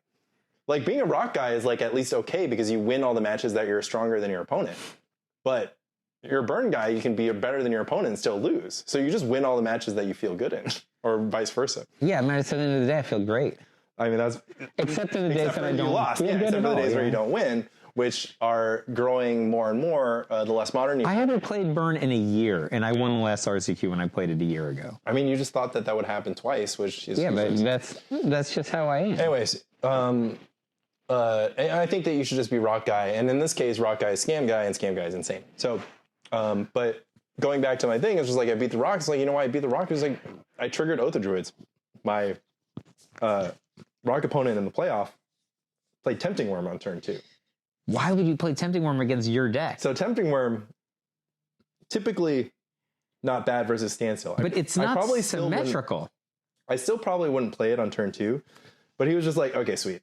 I'm going to play this on turn 2 and clock him, right? I put down 3 lands, a Standstill, and an Oath of Druids. And then my Oath of Druids flipped over a Chroma Angel of Wrath. And they were like, I guess you got the better out of that exchange. I was like, I like Tempting Worm in this deck, but not in this matchup. Yeah, you want Tempting Worm against red deck. You want Tempting Worm against red deck. Kaplan, when he was innovating Tempting Worm, would also bring it in control matchups. It's just like forces a plow, basically. Yeah, but they're so far ahead. They can just Voff you that turn. I mean, if they get lands, it's tough, but they won't Voff you on turn 2 because they won't have 4 mana. But if you play it on turn 2 and if they have like 3 lands in their hand, that could be a really bad team. What if they have like 2 lands in play and then you cast it and then they put 2 lands in play and they just cast off? I mean, that's good for them. I think the idea is like that deck is also like a duress cabal therapy deck, so you can sort of navigate your tempo. Like, so I've actually thought that Kaplan had it in Hermit, not in Rock. I mean, Rock, I don't know. Like, I can see it. Honestly, in Rock, like, I can see it. Because you, like, duress your opponent a lot. So sometimes, even on turn 5, like, Tempting Worm jam, but, like, Tempting Worm with mana. I like it in Elves. I mean, not anymore, now that there's no Elves. Yeah, now there's no Elves is better than Tempting Worm. So am I supposed to be Rock guy in all formats now? Yeah. To finish the thought, I guess Oath is bullshit, but it's kind of, like, the only okay thing about Oath is that you can't, like, the Chroma Neshoba thing is just, like, so bad into Swords to Plowshares, so it's just, like, a Chroma Neshoba is yeah, but you never have those cards against Swords decks. You have them against Goblins. Yeah, exactly. And then, Neshoba doesn't even do it against Goblins, necessarily. Yeah, nothing beats Goblins. But I don't know, Phoenix Chosen is, like, it's pretty... It's very good against Goblins and Elves. Okay, I guess it's fine because no deck besides Landy Hoth has attempted to do Phoenix Chosen since the ban of land tax. Is Oath Peluche, Terravor, Angel, Patrick Burt package too strong? No. Not too strong. You can get around it. I don't even think that's a plus EV deck. Plow it. But I don't know. I was like thinking about my Grotog deck and I was just like, well, how did I used to beat Parfait? It's like, well, it was really easy to beat Parfait. You just mage them. I just mage them. I just like contain Oath and Plow. But if a deck is actually less prison-y, like, I don't know, like multiple game piece. How is Grotog against mono green Oath Peluche? It's just great against it? Because you have days and stuff like that against Sphere resistance can't resolve. I mean, it's good against mono green because mono green you just mage Oath. And they have no tools. Yeah, they have no tools. So you can't even remove mage, right? Not really. So there's that, but their denial package can be good. Like if they get leverage early and can naturalize your moxes and just like get some sphere down, you're a 18 land deck. So you're kind of not in good shape if you don't get. But all your stuff costs 2, so it's not that bad. Well, it'll cost 2 with 1 sphere, but it'll cost 2, and if they if they naturalize your mox, you'll probably be stuck on 1 island. You can't even cast a gush, unless you have 2 untapped islands, through a sphere without an untapped. It's like actually kind of weird. And then even if you cast that gush, you're going back on islands. So then you can get locked. Honestly, a deck with 18 lands. So like but the good news is, if your hand has the right interaction lined up early against their like land destruction, and if you can fight sphere, you just draw a lot of lands, right? So like every single sleight of hand, you just like take all the lands you can. So you can get to a point and you're like, you can counter just enough stuff, days to counter all the land destruction, and then just disenchant the sphere in games 2 and 3. Then you're pretty good because you can play the meddling mage game. So they can kind of lock you out, but you can stop that. I think it like probably revolves around sphere resistance. I haven't really played it because No one plays that deck. Well, the point that I was going to make was that the Grotog deck, like, honestly, that's my rock, right? I just think about it as like a fair strategy. How many Groatogs were in Misty Championship top 8? The most recent one, 0, because it was all Survival Welder and Enchantress. Well, the rumor was Mono Green. And Mono Green. Did Mono Green get through Enchantress, or somebody get Enchantress for them in Mono Green? No, Mono Green got through Enchantress and in a weirdly convincing... So Sphere Resistance is really good against Enchantress. How? Because Enchantress needs to cast like a bunch of spells a turn. No, it doesn't. I mean, not necessarily. And we should actually... You can play one good spell a turn, and then at some point you're just going off with your Tolarian Academy. Like, well, yeah. So, but it's like a push and pull, right? So, like, Enchantress doesn't enjoy mana denial if it can't get its wheels turning, because Argothian costs 2 and Presence costs 3, and Presence can be nationalized, right? Yeah, you can get really worked over with like Wild Growth. That's actually your Wild Growth is going to get owned. So you can watch the recap of the finals. I had it as a good matchup for Enchantress too.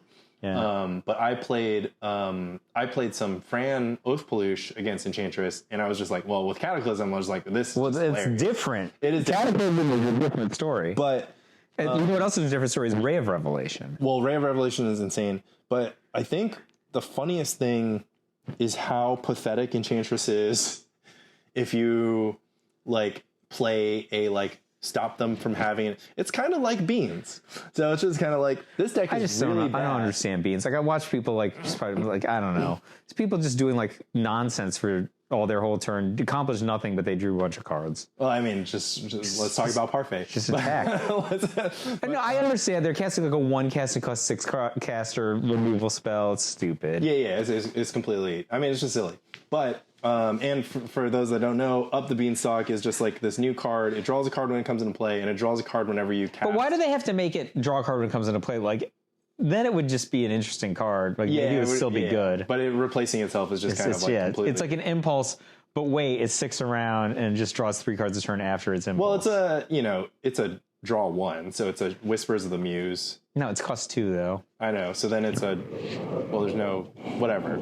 Draws 1, but then it draws like a billion more. But anyways, crazy card advantage engine. But... So Enchantress, weirdly enough... The question was, how many sets before they make a better card drawing engine than the One Ring? The answer was 1. 0. The very next set. Yeah, the very next set. But Enchantress is actually a really easy deck to contain if you contain the Enchantresses, right? Because like if they don't get... Yeah, like they just have their entire deck is literally wind, words of wind. And what's the expectation on an Enchantress being in the opening hand of an Enchantress deck?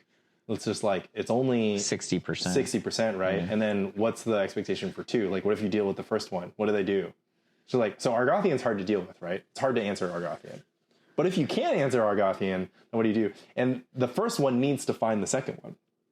I'm pretty hyped on Sam Black's blue-green version. Obviously, it has a different end game than green-white Enchantress. I don't really understand how the Words of Wind version... Everybody's returning permanents? Okay. Why is Mox Diamond good in this situation? Oh, it's not good. It's not good. Cam was trying to explain to me it was good. It moved. Well, for blue-green... So, all right. Let's... Okay, keep in mind, I understand what the card text is. I just understand why it's good. Let's deck tech Sam Black, blue-green Enchantress. I've played about... like 10 matches with it, so I'm not like an aficionado, and I was just kind of like learning the ropes. But fundamentally, Sam Black's deck mulligans to Argothian, right? Because it plays 4 Worldly Tutor and 4 Argothian. Okay. So, in addition to that, Argothian's really good. What's better than Argothian turn 2 is Argothian turn 1. So Sam Black's deck also runs some number of Lotus Petal. Is Lotus Petal better than Mox Diamond in this deck? It's better than Mox Diamond in this deck because this deck doesn't need to run very many lands, because it runs 4 Wild Growth, 4 Fertile, so it runs a lot of enchantment lands, right? Which is better, so they get you the discard. And it just needs to get Petal in play, for that momentary boost, right? So Petal or Spirit Guide or whatever. Obviously Petal is better slightly because it adds blue. Seal of Removal has more leverage than Seal of Cleansing, right? Because it affects the battlefield. It can interact like better is an odd choice in words. There's a lot of key artifacts and enchantments of Enchantress. So like, does it have like Elephant Guide? No. So green white Enchantress kind of goes into this weird prison-y end game where some mix of parallax tools and no, that's actually a relatively new innovation. The not like new, Sacred Mesa. but like back in the day with Sacred Mesa. Yeah. So whatever, it kind of had that end game, but blue-green combo Enchantress just goes about getting there faster because it has Wild Growth Fertile Ground and has Cloud of Fairies as its acceleration engine. So you can Cloud of Fairies for positive mana with your Wild Growth Fertile Ground, and the more Wild Does this Growth deck Fertile have Ground, Sanctum? No. it doesn't have Sanctum. It could conceivably run 1, but it's very light on lands because it's fitting in Lotus Petals, and of course you have those 8 mana enchantments. So the end game is that if you have a Words of Wind and you have a Cloud of Fairies that's always plus mana, and you have an enchantment, every time you cast the enchantment, you're going to draw cards, bounce Cloud of Fairies, bounce the enchantment, and then go plus on mana. So you just do that until your opponent has no permanents in play. And then you attack them for 1. Yes. Then you attack them for 1. And you're saying this is good? I'm saying that it is conceivably better, hot take, than green-white Enchantress. But the reason why it's better is because it makes more Argothians than green-white does, and it makes them faster. But couldn't you just add Worldly Tutor to green-white? Add Worldly Tutor to green-white. Like, I'm like, if this is the innovation, okay, cool. But you would also want to add Lotus Petal, and then it just kind of cascades from there. So, like, what do you sacrifice when you like add Worldly Tutors? Like Parallax stuff. I mean, you could sacrifice Sterling Grove. No, you need Sterling Grove. That's the card that always beats you. The Sterling Grove is what keeps Ray of Revelation from owning Enchantress. Yeah, I mean, no, you would cut. But if you always think about Solitary can find. If you have, I mean, that's easy because that card's just not necessary. But that's the thing. No, if you have Sterling Grove, you can just play 1 instead of 3. Well, you don't play Solitary in blue-green. I'm saying Solitary is in green-white. We were talking about what you would cut in order to make green-white more like I mean, I would just cut. So, Sam Black was just like, well, I would just cut all the white cards. He's like, no, he has a weird white card in his deck. Words of Life or Sources. So that was in an early version, and he ended up cutting it. So his idea was like, okay, I'm going to have blue Words Lock, but my opponent can go Mountain Bolt. So I'm also going to have white words. And then he was just like, wait, that actually just doesn't happen the way that it goes. So like, I don't need white words. So he's back to full blue-green. So wait, what do you have for Mountain Bolt? You don't need to like worry about Mountain Bolt, I guess. What if you do? Well, you're faster. You're like, you can get them under Words Lock on like, whatever turn 4 while interacting along the way. How many Words of Wind are there in this deck? There's like 2 or 3. There's 2. The deck is super fast. Yeah. It's like surprisingly fast. And then all you have to do is like turn 2 Argothian, turn 3, like play some mana enchantments, and then like get to your second Argothian, and then you're off to the races, right? Because then you just like kind of like expand like super fast, and you're doing it with Elephant Grass along the way. So you buy yourself like Elephant Grass and Seal Removal. Seal Removal keeps you alive or bounces your Cloud of Fairies while drawing your cards. It's an impressive system. It's not. I guess it's not like turn 4 fast, but it's like turn 5 while interacting with opponents. It's like a prison deck that also has a lock, right? So it's frustrating. Well, the only prison element is Elephant Grass. Yeah, so I mean, the words is the win con. I have this whole thought process in my head about like the kinds of decks I don't want to play against. It's just like, let's just take this to Marvel Snap for a second. I understand this is kind of a silly thing to say because it's become a popular card in like the last 2 or 3 months, but I'm annoyed every time I lose to Rogue. Every single time I lose to Rogue. Just like, I'm like, make your own stupid deck. Like, why do you have to steal my Wong? Right? Like, that's like, every time I'm like, ugh. Like, my Wong this conversation with you because you're so much worse at Marvel Snap than I am. Yeah, but I mean, I don't know. I'm still okay. Like, are you just like surprised every time I make Infinite? Like, yes. Well, no, because it's really easy to, because you only play against bots. I'm not only playing against bots, they're beating me up right now. Well, no, so your equity against bots is like quadrupled, right? How do I know if they're a bot or not? It's complicated. They have foils that are impossible to have. So you can tell from that. Like foils that are impossible. Yeah, like the finishes, like the special finishes. Oh, okay. Like they'll have like a thing that has regular art but foiling. So regular art with an effect, which is what it is. So Anyways, So I don't play much. Marvel Snap is poker meets Magic. You only play 12 card decks, so you're a lot more predictable and consistent. You see almost your entire deck almost every game. Yeah. And there's also weird tech cards. It's really hard to explain this to somebody who doesn't understand, but like I would say that this actually goes for Magic, which is just that, like, sure, like you're really good at cooking up situations where your opponent has exactly the thing, whereas it's totally okay for you to just be like, okay, well, I'm going to lose to my opponent's weird tech card. Like, you know, Shadow King. Exactly. Meta dependent. In this case, it would just be like, I don't know, weird sideboard anarchy, weird sideboard cleansing meditation, weird sideboard Future Sight. No, I know. that's just sweet. Yeah, that's just a good card to have in your sideboard. Yeah. But like, yeah, you know, if you've ever gotten, you know, it's like you're like you're I don't know, just cheese. There's this card called Rogue. You're complaining about cheese. It's an inefficient card, but against certain cards, like against Wong, for example, it's spectacular. So if you're playing Wong, the Rogue looks really good. Or like Zabu. Say you probably shouldn't be playing Wong. Many might say this, in fact. I think Wong is one of the best decks. Wong is super bad. Like Wong is like this data is like just like literally just available. Like there's aggregate, there's trackers. Yeah, I don't have any of the cards that are in all the new decks. Anyways, because I don't pay. That's neither here nor there. Mobius was really good until they nerfed him last week. So blue-green Enchantress, obviously you could lose to random stuff, could get Mountain Bolted, but Mountain Bolt is like so far away from the range, and like, you know, you're going to stop them. Is there a way to beat Mountain Bolt? Can you just...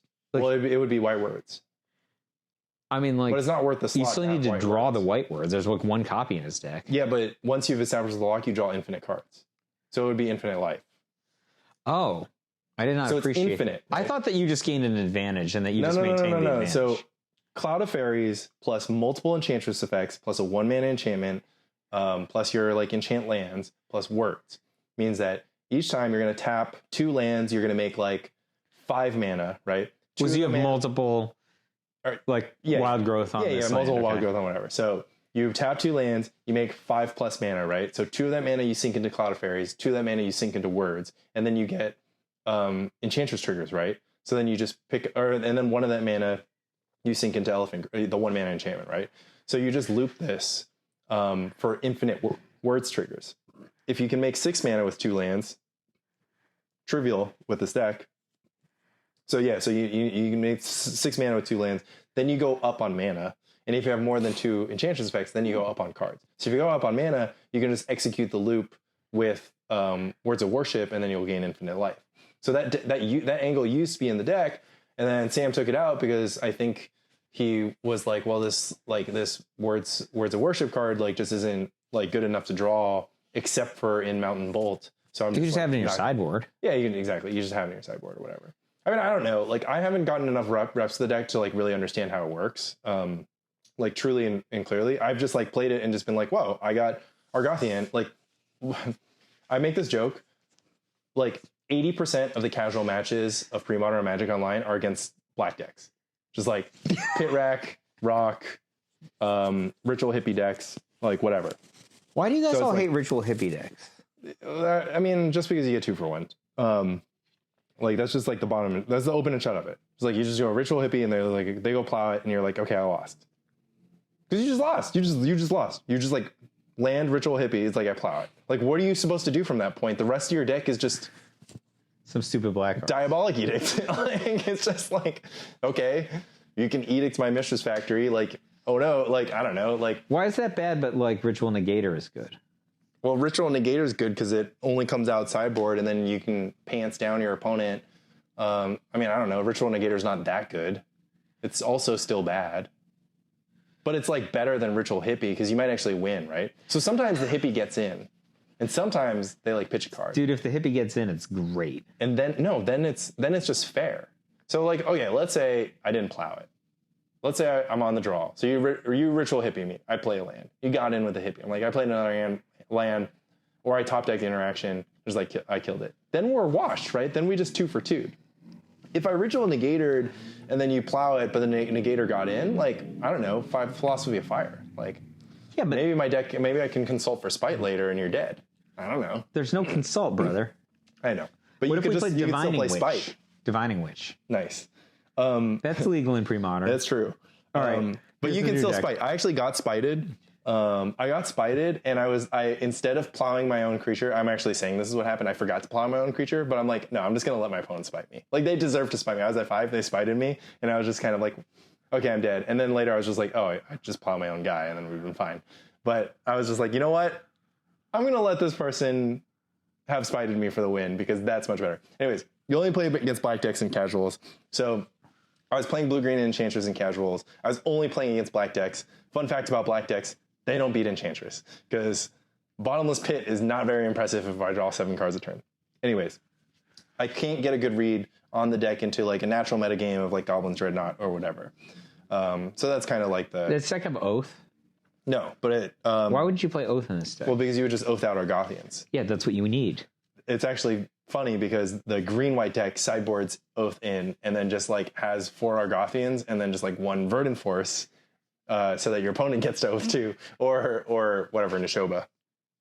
I mean, I got Oathed. I was playing Grotog versus green-white Enchantress, and I was like, oh no, Oath, I'm screwed. Like this Chosen's gonna screw up my stuff. And then they like pooped out an Argothian, and I was just like, oh, okay. I was like, I guess this is fine. I guess I get to draw into my disenchant. And then they found the Nishoba.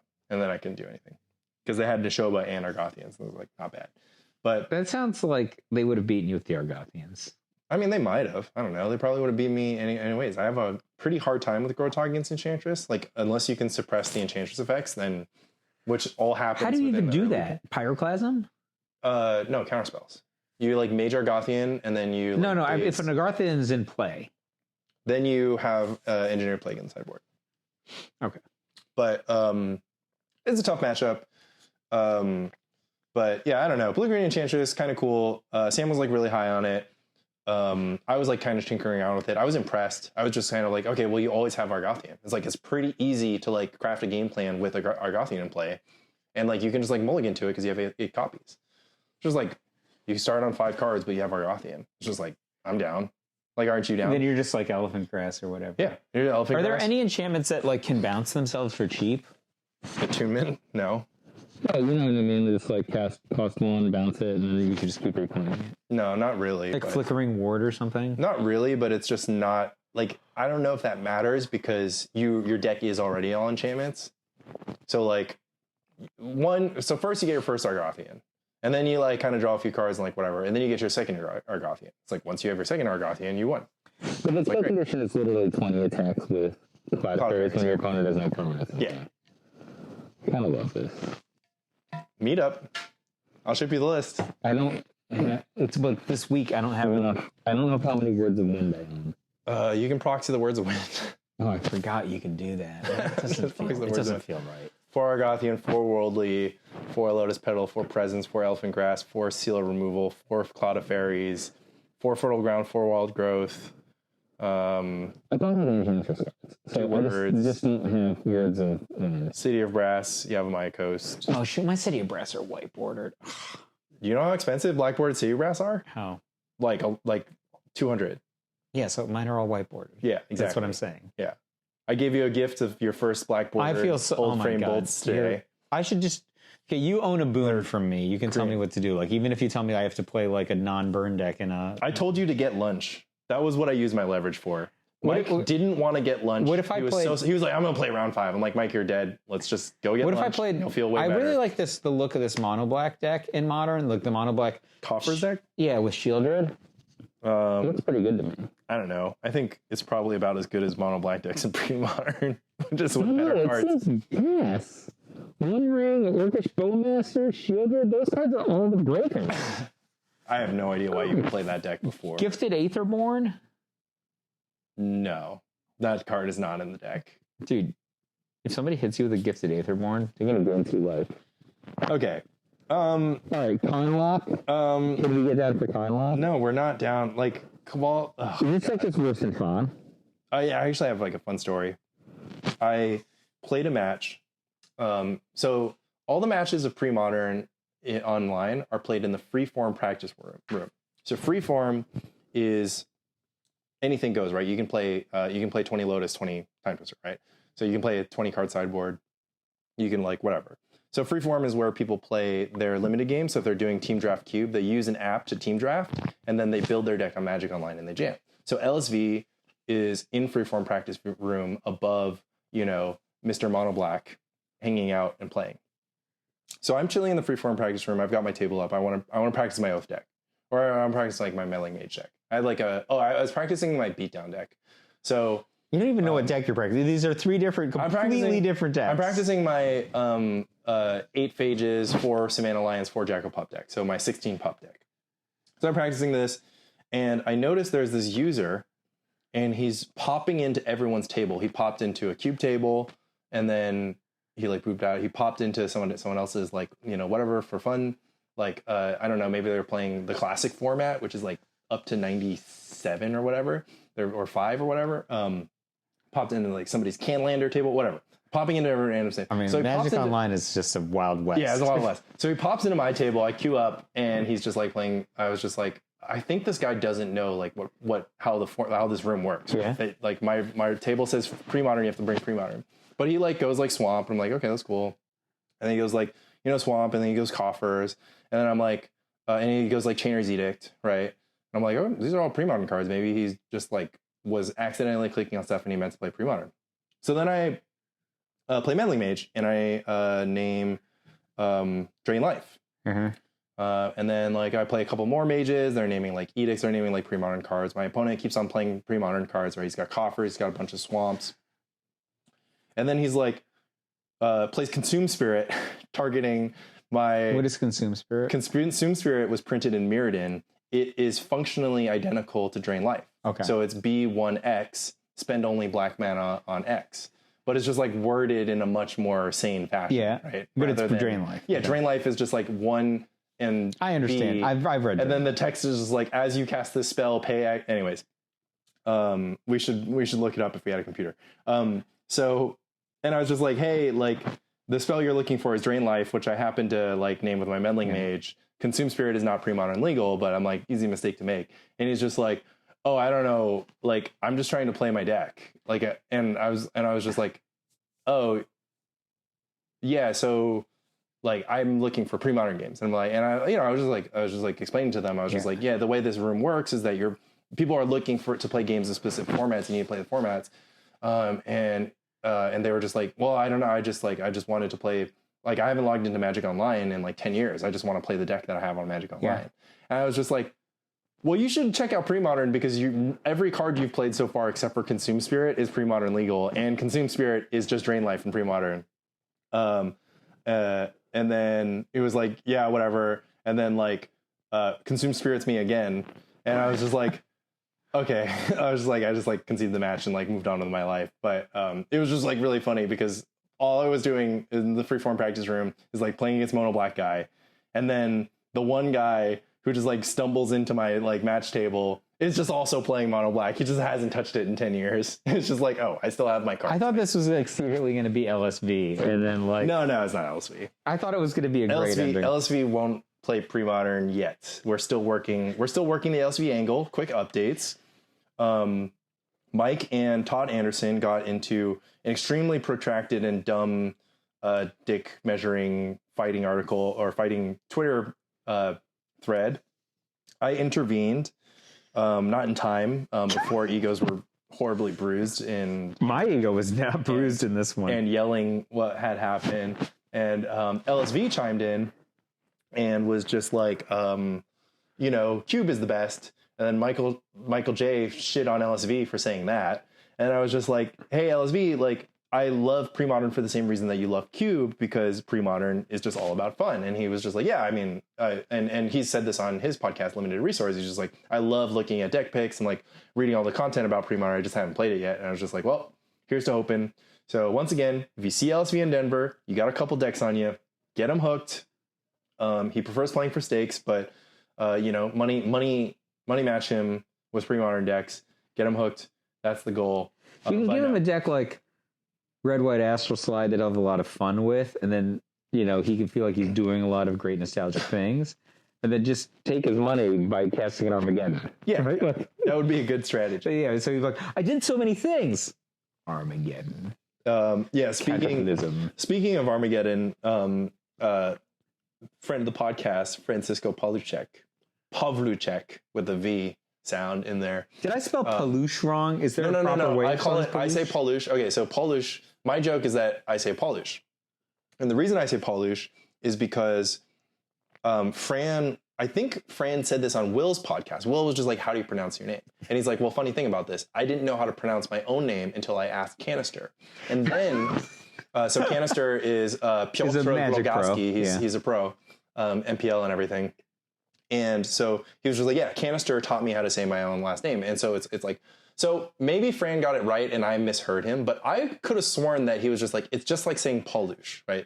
It's like Paulush. And then BK was just like, you've been saying BK on the cast was like, he's been saying Fran's last name all wrong. And I was like, what's wrong? It's Paulush. He says that it's supposed to be Polish. And he's like, no, W is a V sound in Polish. So it's Pavlush.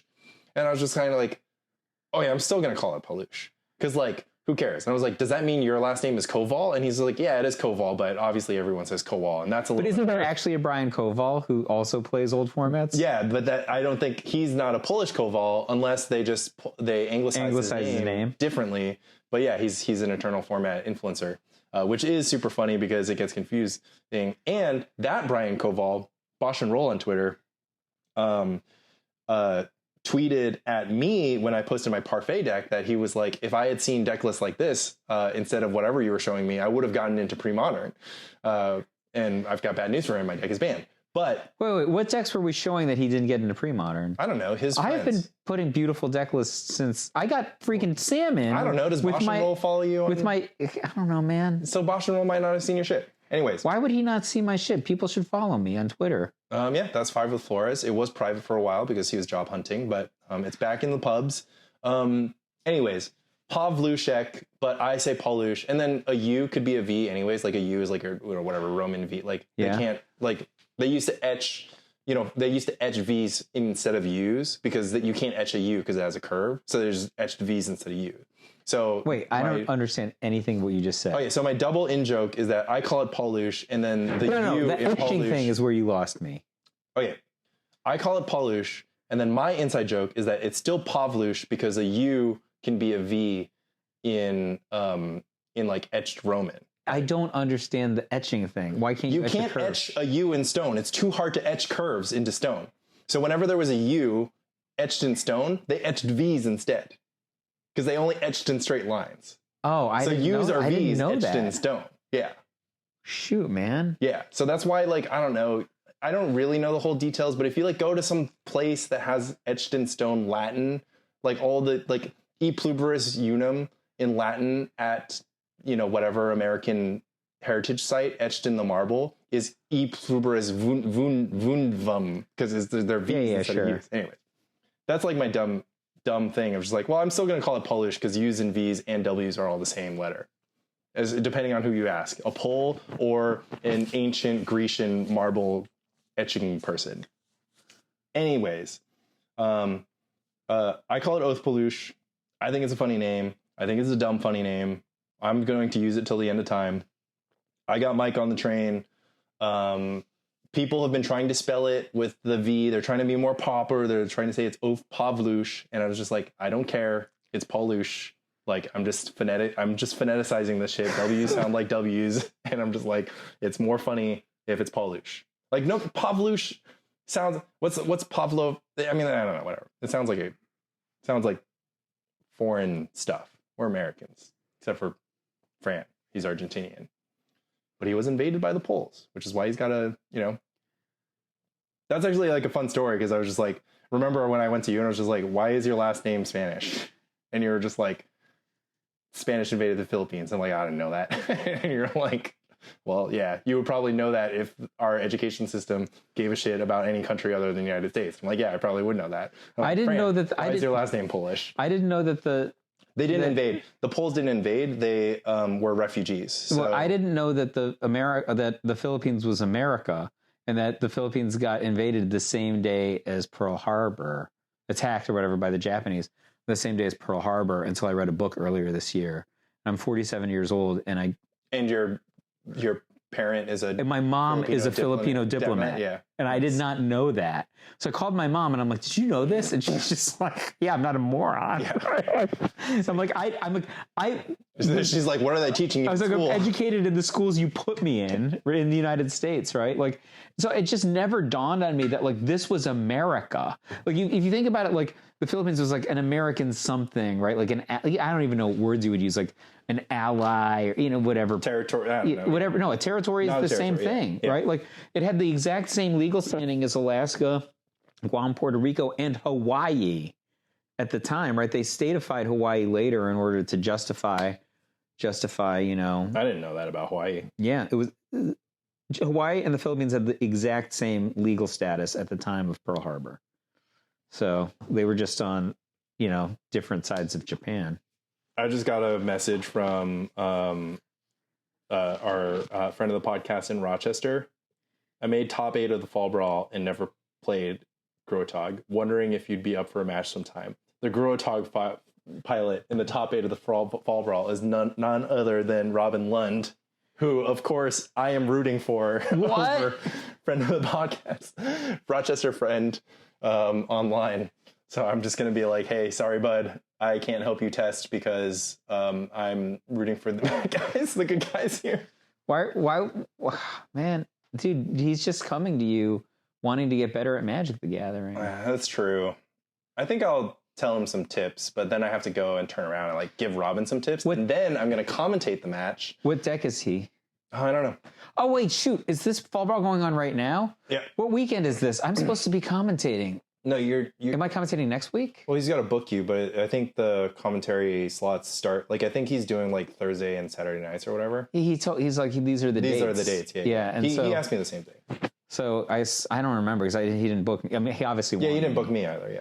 So maybe we're his like third stringers. He's just like no. I was his first string. I told him I had an RCQ today. Yeah, I was joking. Of course, we're his first stringers. We're the best. We're so good at commentary. I feel like who's better at commentary than me? Brian Hacker, BDM, Randy. I was gonna say Bueller, but I didn't want to like weirdly offend you. I'm not offended. I'm not offended if someone's better than me at something. But only I'm not the best at everything. I was worried that you thought you were better than Bueller. No. Bueller had more reps than I did. I mean, also, like, even in the $16,000 Lightning Helix, Randy does a way better job in the game than I do in that one. Yeah. I mean, I only remember the reaction, but I saw that live. I mean, obviously you saw it live. I also saw it live. But I was... You were watching it live? I was watching it live, and that happened in 2006? 6, I want to say. Yeah, that happened in 2006. I was 14 years old. Was that an American Pro Tour? Or? It was Hawaii. It was Hawaii. So I was in Pacific time zone, so it's not like... Because I would watch coverage of Pro Tours in Japan at 4 a.m. I'd get up at 4 a.m. to watch like Pro Tour Worlds or whatever. Like I was crazy. But I don't remember any of your commentary. Really? Yeah, I don't. I don't remember your commentary. I just remember you as Friday. My favorite is the Kenji one. If people like, yeah. We can talk about. I mean, Kenji Ruel. We've talked about on this podcast. I don't really remember which episode. I was very good at commentary, but actually, I think we're great at pre-modern. I mean, I'm going to be the narcissist for a second, and I'm like, I think we kill it on pre-modern commentary. Me and Joey Pasco were the most popular commentary team on the Star City Tour for years. I mean, I think we're like, I think we're a good duo. You're going to put the Sacred Torch coverage on your YouTube channel eventually. I am. What did you think about cutting all of the sideboarding and all of the shuffling? I feel like it was, as the other person who was working, I found it to be very disjointed. Yeah. We did the entire day in like 2 hours. Yeah, 3 hours. I'm just like, It's 2 hours. And that's the tournament, folks. Right? That was sick, though. It was really good. It was something else. It was a really good viewer experience or listener experience. Like people were like hyped because they were just like, I don't have to like listen to you guys. I can just watch the games, and you guys can just be like lightning bolt space. It was like cool. All right. Well, I mean, I thought it went over really well, and I prefer it from like a. I just prefer because I'd rather not like do an 8-hour upload and just like I'd rather not comment for 8 hours. No, I understand what you're saying. I'm just saying it's not what you're used to when you're doing Yeah. You're used to the dead space so that you can wax poetic. You just be like, and this Fire Blast play reminds me of hey, Mike, I got to stop you right there because we're already on turn 14. And that's the tournament. And but wait, I didn't finish my Fire Blast to Mike story. Harris. Yeah. It's like, this Palinchron reminds me of the first time I saw it. Nope, it's the game. Calling Mike Harris's Hermit Feb sequencing was like super fun though. I just realized something. Like, I always wanted to be Hot Rod, like if I was a Transformer from Transformers the movie, but I'm Cup. Okay, have you not seen Transformers the movie? I've seen Transformers the movie. I don't know the characters that aren't Bumblebee and Optimus Prime. Okay, you've seen Transformers. Okay. You have not seen Transformers the movie. Transformers the movie is one of the best movies of all time. Came out in 1984, 1985 from Sunbeam Productions.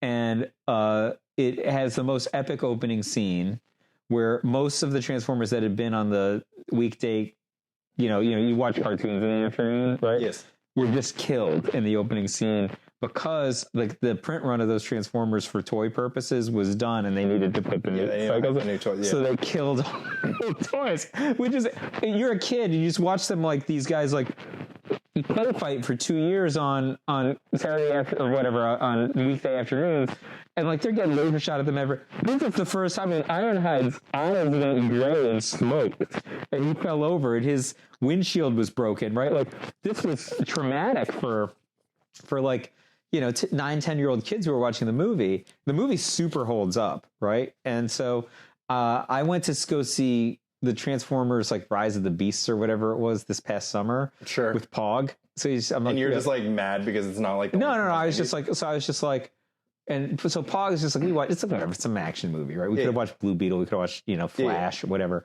And I'm like, oh, how'd you like it? He's like, oh, it was all right. I don't really understand the characters. And I'm like, Transformers movie is one of the best movies ever. He's like, oh, I've seen that one. I'm like, no, you've seen Transformers, not Transformers the movie. So I sent him these like 3 clips. I'm like, these are the 3 best scenes in Transformers the movie. And he's just like, this is unbelievable. I'm like, I know. This is like the more endearing side of Michael J. Is like the comic book guy. Michael J. is like so much better than the narcissist one. God, what is wrong? You love the narcissist one. I wouldn't have done the narcissist one if it didn't go over so well for so long. I mean, that's the problem. You were aided and abetted. It's weird. Like, I literally do try to be like a better, more empathetic person, but the world just gives me mono feedback. Mono positive feedback? Well, like, I'm just swimming against the tide here. I'm just like, you got. Like, I know, like, I say things to you just like, Mike, you get canceled. I'm like, this is just my everyday life. No, so this is like, I think there's like I think it's interesting because it's not that you can't gas yourself up. Right? Yeah. You just have to do it in a way that like is likable. I'm just playing a character, Lanny. But that's the problem is like it's shifted. So it used to be this is a cultural shift. Yeah. So it used to be that pop stars, movie stars, like rock stars, right? They were selling a persona who's like the preeminent pop star of the past, like Michael Jackson, right? I mean, I don't like Michael Jackson because of other reasons. I would say like David Bowie, Freddie Mercury, right? So these were people, and they obviously they had large personalities, but when they were on stage, they were like icons. They were just like, they were larger than life, right? Taylor Swift is more, it's like real. Like she's not a character, like obviously she's a character, right? Yeah. But like her draw is that you're thinking that she's somebody that you have this like personal connection with, and you feel closer because she's vulnerable and emotional, and she bears it out. You're just describing a woman versus 3 male pop stars. Well, Madonna. I mean, whatever. Lady Gaga, right? Oh yeah. So Madonna and Lady Gaga are just Taylor Swift. Super veneer. Yeah. Exactly. So the Taylor Swift angle is just far more. Like people at least that's much more 2023. It's much more 23 because people crave feeling connected with the thing. Like so, one of the things like I'm a huge Sam Black stan, right?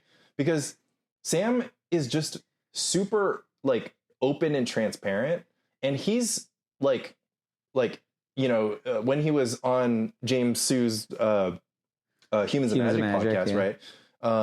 Like he would still be just like look, it's kind of hubris and arrogance, right? Like I think that I'm better at this, right? Like honestly, stuff that Sam was saying is stuff that Michael J would say, right? Like Sam would just be like, well, like, I don't know, people don't know how to build decks, right? You say that to me all the time. I say that all the time. It's true. But I don't know. It's just like the delivery. It's like, but when Sam says it's just true. It's just like, it's like, well, I don't know, like the way he says it, or the things that are contextually surrounding, like, you know, because one of the things that he shared on that podcast was just, he was like, and you could say the same thing, right? I mean, one of the things that you could lean on was just kind of like, well, I just built decks all the time. Like before you could even net deck, right? I was building decks. That's basically what Sam was saying. He's just like, I've only ever, it was what Lan said about pre-modern. He's like, well, I just look at pre-modern, I think about it, and then I build the decks, right? Because it's just like, it's a closed set. It's a box of cards.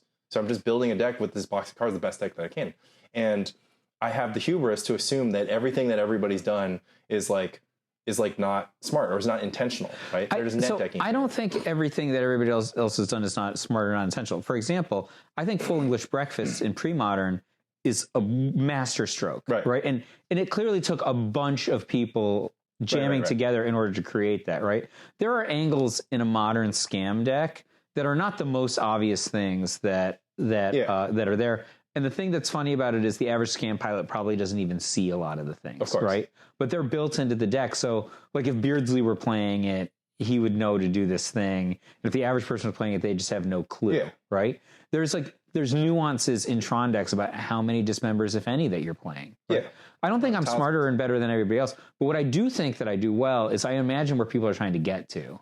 And if I'm like, I can get to there faster, or I can get, or like the Core Firewalker is a good example, right? I'm just like, I just cut off every aspect of your ability to win. Right. So Mike, that's the issue, is that one of the things is that a lot of the times I experience a different Michael J than the world does. Because I can see what the world does, because I'll just be on Twitter. I'll just be like, oh, Mike's going off on Twitter.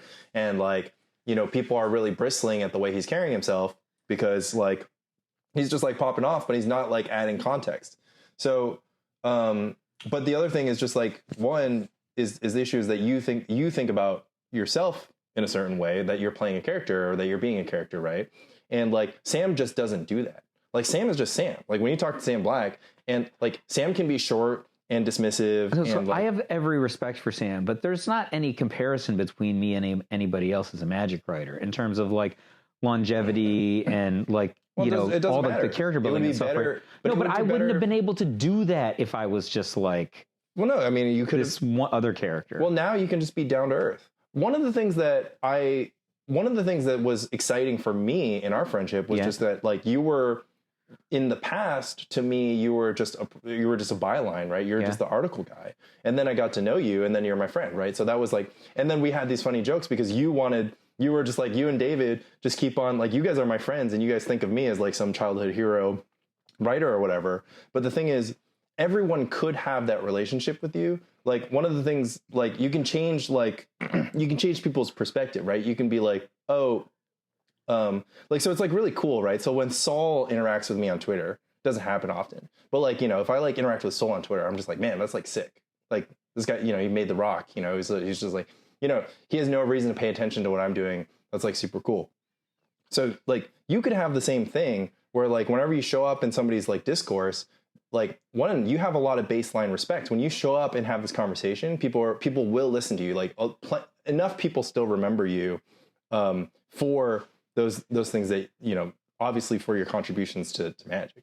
But if every single time you show up in somebody's thread or discourse, you're just like slinging mud and you're like telling people, but they all start it.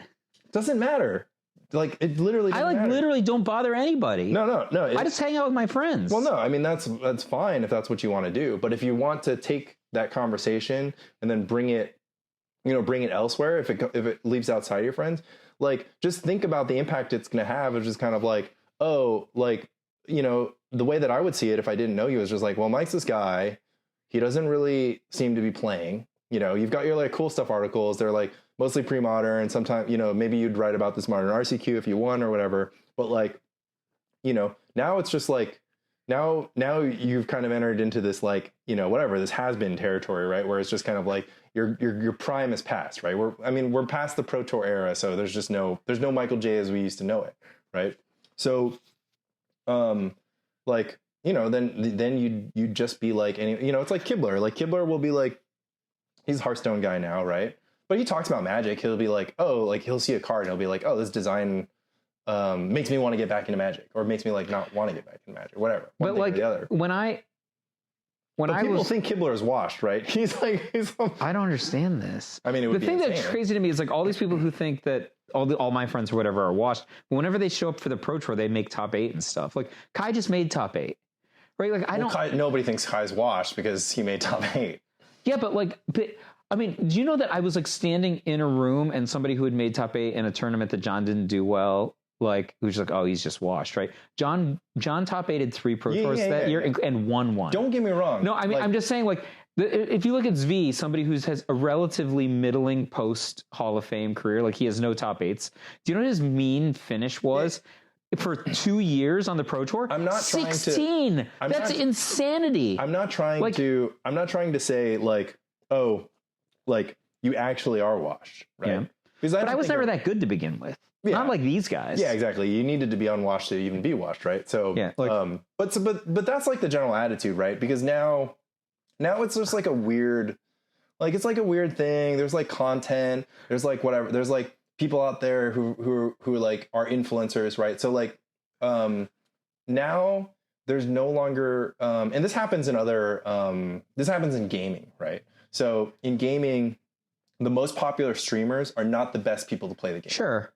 So in Magic, you know, there's like a mix, right? So like Brad Nelson was streaming for a while. Yeah. So like let me interrupt for a second. So like Cobra Go Blue, I always say is like my favorite streamer. He's like incredibly good. He doesn't even stream. He's just your favorite YouTuber. Yeah, he's a YouTuber, right? So and the reason that I liked him so much is he was able to gain and maintain high mythic with whatever freaking nonsense decks he wanted to play so that he could make content, which I thought was incredible, right? Like I could make high mythic or I could make goofball decks, right, but doing both. Do both, yeah. But I literally, the reason I admired him so much, that's how I got to be friends with him. And maybe like I approached him from like this position of humility, and he's also a fan, right? He's like, oh, I can't believe Mike Flores is talking to me, right? That's how I feel. That's how everyone feels. So like, I'm like, no, like you are everything I was trying to be for all of those years, right? Like he's not good enough to play on the Pro Tour necessarily, right? But he's like, I was never like, I play the best and you should watch my content because I play the best, right? I was always just like, I'm really good at having these ideas that you could also win with. Like, 'cause I'm not a Johnny, right? Like, you could also win with my ideas, and they're like good and different, and you will gain something out of it. Like maybe you have like the 80th percentile deck instead of like the 99th percentile deck, but you're gaining something out of it. This is different from how to win a PTQ. This is just like, because we have to play Magic every week, right? Not just it's for fun. It's just for fun. Survive, yeah. So when I met Flint, right? When I met Flint, look, I'd never talked to him before, right? He comes up to me and he said, "You wrote this thing on your blog about a mono blue deck with like." He couldn't even remember the cards. I'm like, repeal, right? The name of the card is repeal, right? The name of the card is, and he's like, and you said it beats all of these decks, and that was the modern metagame at the time.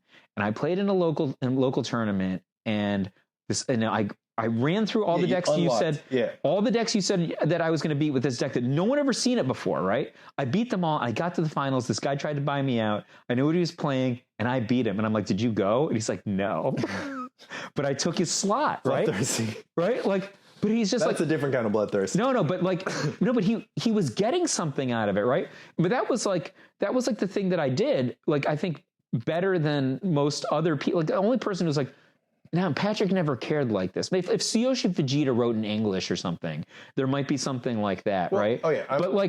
But Covert Go Blue, like he just goes out there and has 300,000 people watching his videos, and he's just goofballing through this stuff and still holding high mythic. Like that, I thought was really impressive until I figured out how to do it. So, you know, I mean, the way that I would say it was just like, so like people don't need to impress you to like be deserving of that a baseline level of respect. Exactly. You know, I hope I don't approach anybody with a baseline level of disrespect. But but if people looks just like it. Yeah, but people are just all getting in my face and like calling me washed or whatever when I'm twice as good as they are. Like that's the annoying thing. I mean, nobody actually calls you washed to your face. They're like, Tandy was just like, you've never played against a Fable the Mirrorburg, and he said it to me twice. Well, it's just, I mean, obviously that's implied, and then obviously you have, and then obviously that's like that's a deflection because you guys were just like an idiotic like. No, he did it to me like 2 weeks ago too. I understand. Like it was just. And I said line. nothing. It was his line. Like, let's just break this down. Like one of the things is just like you can just like dismantle the argument. You can rule of improv. Say yes. Just be like, if you wanted to just be like, okay, like, you wanted to like attack him, just be like, what's the point you're trying to make? It's just like, like, what do you know? What does playing against Fable and Mirror Breaker like teach you that like I don't have access to because I don't play contemporary Magic, which by the way I do. Because like the moment you ask that question, it's actually a very difficult question to answer. And he parlayed that by saying he might be interested in trying pre-modern because you don't have to play against Fable. So I unpacked a bunch of stuff and he said, I don't like this for this reason. And I said, so I made an argument before he said the Fable and Mirror Breaker thing. I said, there's a lot of matchups where the games are not in pre-modern, where the games are not like, you have to go like tempo position. I mean, this is so you have time to do these things. I mean, this is a little too into the weeds because you can't really explain to somebody pre-modern in a tweet. Like you can try, but like no, I got it out. I'm like, you don't need tempo position. No. Yeah. One of the things that you like to say is that play draw doesn't matter. Matters much less. Matters much less. It matters a lot if somebody's got a goblin lackey. Exactly. But that's kind of a very difficult argument to make. Because that's it's kind of a weird like vibes alone argument, which is just like, okay, like it's true. I believe this to also be true. But like after you guys got in this argument, I was like thinking like, okay, so let's say you or me, we write an article. Article title is Why Pre-Modern. Like I alluded to this in Iron Man versus Hulk, which is just kind of like, one of the things that people do is that they complain about fire design, but like, how do you explain not fire design to somebody who's only experienced fire design? Like, what if somebody started playing in like War of the Spark or whatever, and they've only played Magic, or they've only played Magic competitively in the last 3 years since all these powerful cards are printed and like, things have been changed forever, right? And also note the distance between 2005 and 2020 is 15 years. Because fire design is like, freaking Teferi, Hogak, whatever, right? But nobody was complaining about the design flaws of Ixalan block, right? And like Guilds of Ravnica and Ravnica Allegiance, like those were exciting times in all formats, standard and modern. Yeah, but so I think like obviously fire design I think gets actually I was going to say a bad rap, but it's a very appropriately bad rap, right? Because there's a bunch of things. I'm going to address a thing that I want to say, and then I'll try to go back to the question you had, which is a very hard question to answer, I think, in the abstract. I think that one of the reasons fire design is so bad, it's not just that it destroys constructed Magic, right? And I mean, when I say destroy constructed Magic, like the balance between skill and luck is way out of whack right now, right? Except for when you're playing burn. What? Except for when you're playing. No, if I don't win, it feels good. It's if you win, it's skill, and if you lose, it's luck. But that's actually how I feel about it. I know it's actually funny. I'm like thinking about this. But I think like Rebel played really well against me, and so like she had a really good paradigm for playing that I didn't anticipate, right? And I made a mistake. I think that the outcome of that match was fine. Yeah. Okay. But like most of the time, if I don't win with burn, it's because I think that it's skill, it's luck, and that when I win, I think that it's skill. I don't necessarily think that always in like standard or whatever, yeah. Right? Well, no, standard, I think most of the time, just won the flip. The most important part, and we all share this belief. Like when I got coaching from Sam, I was just like, look, Sam, I just need help preparing for this because I think if I'm going to be more prepared, then I'm going to get the results I want. Yeah. Because I think that pre-modern rewards all of the work and skill that you have in a way that contemporary Magic doesn't. Exactly. I was just kind of like, whatever. But hear me out. This might actually not be true about contemporary Magic. It is. Because one, the Oko situation. Oko's like a fire design card, and you said that was the most skill testing format, right? That was very narrow, though. I mean, that's a narrow example, but yeah, I thought it was incredibly skill testing. But that was incredibly skill testing, and I've told this story a million times. It's like Oko and Gush test your skills in different ways, but like the baseline for Oko is so much higher than baseline for Gush. So, but I think that the Oko ban was different than people use. highly imprecise words to describe Magic cards and Magic bans. Yeah. They say Oko was banned because it was insane. They say Oko is insane. Oko is too good. Oko won the Vintage Championship. And I say, who cares? Right? What does that mean? Oko wasn't... Oko was the best thing you could do, but there's always a best thing you can do. Yeah, exactly. Okay? The reason I liked Oko... Well, there's two reasons I like Oko. One of them, I popped $160 to own Okos that were worth $20 a week later. That's annoying, okay? And that is incredibly bad for consumer confidence. Especially if everybody needs to own Okos, okay? That's one thing. But the other thing was, I'm fine with banning cards that are incredibly, like, swingy, right? Like, I thought that, like, Fires of Invention was fine. I didn't think it needed to be banned. You know what cards I think that shouldn't like, exist? Winota. Did they eventually ban Winota? In Pioneer or something? Maybe. Yeah, I think they banned Winota, right? Like, I don't think they need to ban, like, the 7 casting cost Agent of Treachery. Like, it casts 7. Who cares? Well, that was, like, a really weird... I don't want to get too far away. No, but let me just get back to this. Right? So, one of the things that's bad about Fire Design is that they banned something like 20 imprint cards in the span of, like, 18 months. That's a gross amount of screw up in Renton, Washington. Okay, well, let's take it back though. But the current Modern format hasn't seen any bans for like a year. But that's wrong.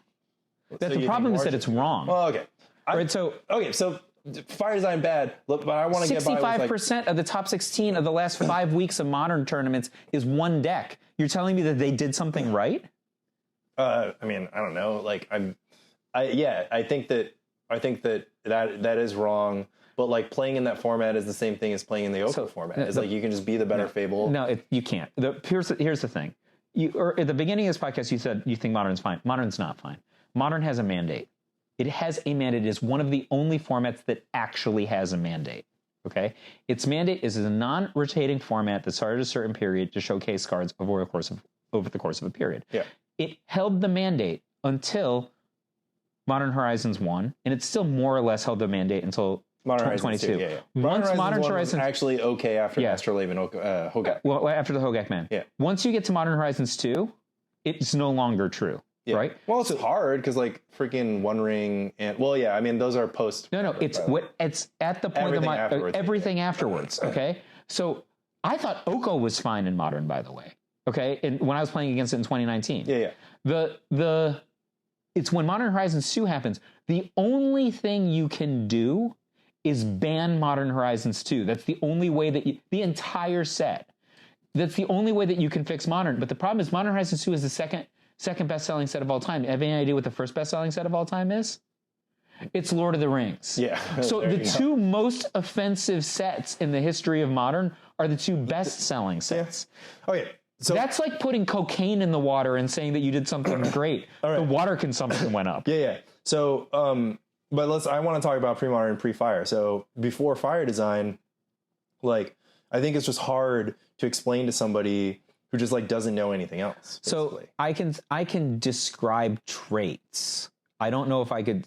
Exactly. It's too big. My final point is just that like, some people need to get sold on pre-modern. I actually talked to some person. So almost universally, people are just like, play pre-modern. They just like love it, right? Everyone we talk to, there's like, I loved it. I actually talked to somebody who was just like, I played a day of pre-modern. I was like, I did not have fun. And I was just like, that's what is their background? I mean, they're just like a Magic player of like, whatever, the middle, like the right before COVID grinder. But they were like good? Yeah. So the things that are attractive to me about they had results in standard and like whatever, like that kind of like range standard, and like they had results in all the competitive formats like right up until like COVID and shortly after COVID, like the 2019. So the way I look at it is this: is that if you look at traits, right? If you have an idea, just set me a number, right? Just pick a number. What percentage of the time should the better or more prepared player win? What percentage of the time should it be? For a game? For a game of Magic, a match of Magic the Gathering. Probably for it to work as a game, it would have to be like 75. 75 is probably a little high, right? But maybe it's about 75. Yeah. Okay. What percentage of the time do you think the better, more prepared player wins in Modern right now? Well, that's what's complicated. Is that it's not 75? Well, I mean, I think that, I mean, obviously it depends on the margin, but like, I would say Nathan Sawyer went like 05 at the I would say that it's probably, I mean, I would say that it's actually like probably high enough, right? No, not for it to be a satisfying competitive format. I mean, I don't know. Like, honestly, I don't know. Like the freaking Pro Tour, obviously the Pro Tour is all formats, but it is all post 5, right? Like nobody's surprised at who's winning the Pro Tours. Like it was Beardsley's first Pro Tour. This is actually a good example of. Yeah, but short Beardsley, it's like Reed, Sawyer, John Emmanuel Duprat, you know, whatever. But they're not. Modern. I'm arguing about modern. I'm not arguing but about all those are fire design formats too, though. Modern. So modern is plagued by direct to modern, like Wizards. Well, there's two things, right? Like imagine fire design is just throwing lit matches into a vat of liquid. Yeah, okay, sure. If you throw it into Pioneer's not good, by the way, but you throw the Pioneer, maybe it's like a vat of gasoline, right? Like you throw it into Standard, it's just a vat of cooking oil, okay? Who knows what's going to happen when you throw a lit match? You throw it into Modern, or throw it into Legacy, right? Modern, you're throwing a lit match into a vat of rocket fuel. This is like 20 years of fetch lands and Teferis, and like you throw a lit match into that, what do you think is going to happen? There's lightning bolts in one of these formats. There's not lightning bolts in these other formats, right? Like, but Beardsley beat Calc, so Calc was number 2. Yeah, he should have been number 1. Well, he found the 25%. I'm not okay. First of all, I don't. That Pro Tour, that top 8 was like all stars, though. I don't that know. And, okay, part of the problem is that such a high percentage of the top end of the Pro Tour right now is stars because the good players don't play anymore. So it's just like the Anna Burchetts and the Nathan Stoyers and the Handshakes who are super focused on playing Magic right now. We don't have a test bed where it's like where like the Pantheon in full force would be playing against them, like it was before COVID. I mean, you would not see the same. I mean, but you can't. I mean, there's nothing you can do. I mean, this is just freaking. Yeah, you can. This is just like Jordan LeBron stuff, right? It's not like Jordan LeBron stuff because it was inverse. only 4 years ago. Okay, fine. It's just like I don't know. You know what I'm saying? No, I don't know what you're saying because find me a year that there wasn't like 3 Pantheon players in every top 8 of every Pro Tour. Well, no, this was not so long ago that we can't remember it. No, I'm not saying but the problem is like we can't gauge it, right? Because like one of the problems is Kai and John were so much better than their opposition. Like Kai was on Humans of Magic and he said the same thing. He's just like, well, it used to be I was like way better than everyone, and now I don't even think I'm top 5. Like Kai doesn't think that he's currently a top 5 player. He might not be a currently even with all the preparation because he's still prepared. No, it's different. Like I'm telling you, I'm just friends with John. I literally hang out at John's house and not play Magic every week. We know about your friendship with John. No, Finkel. I could just like roll into John's house one day and like I get in there and I look around and it's like Kai and Cuneo and Reed and Huey just sitting around the table grinding games, right? Like that doesn't happen anymore. Okay, like. Well, I mean, it does. It's just like it's just handshakes and.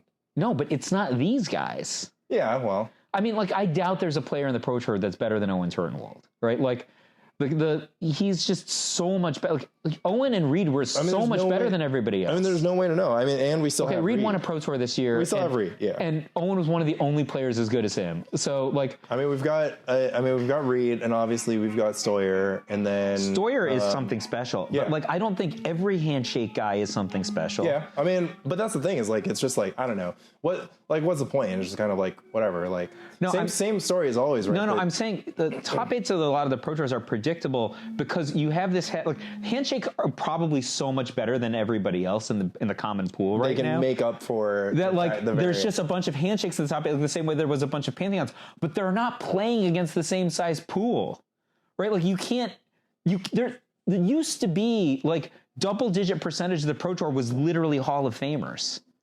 How many Hall of Famers played in the last Pro Tour? 1, and he made top 4? Yeah, I mean... Okay, I mean, like, you can't compare. So you're saying that we're not talking Kai John, we're talking Pantheon. So it's not just Pantheon, just Hall of Famers. So Handshake is actually farming more than Pantheon was because Pantheon wasn't actually farming. I think the average Pro Tour player right now isn't that good. I think that the handshake guys on average are much...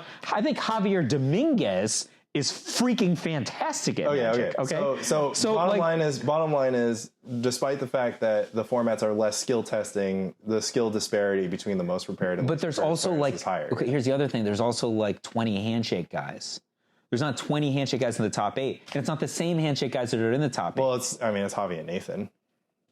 It's like, I mean, we love Abe Corrigan, right? But he didn't. No, I'm just saying, right? Like, but I mean, Javi. Look, some of them are really, really rising to the top relative to others. Okay, yeah. And to be fair, Willie Edel was in the top 8 of this past Pro Tour. Right? He's a Hall of Famer.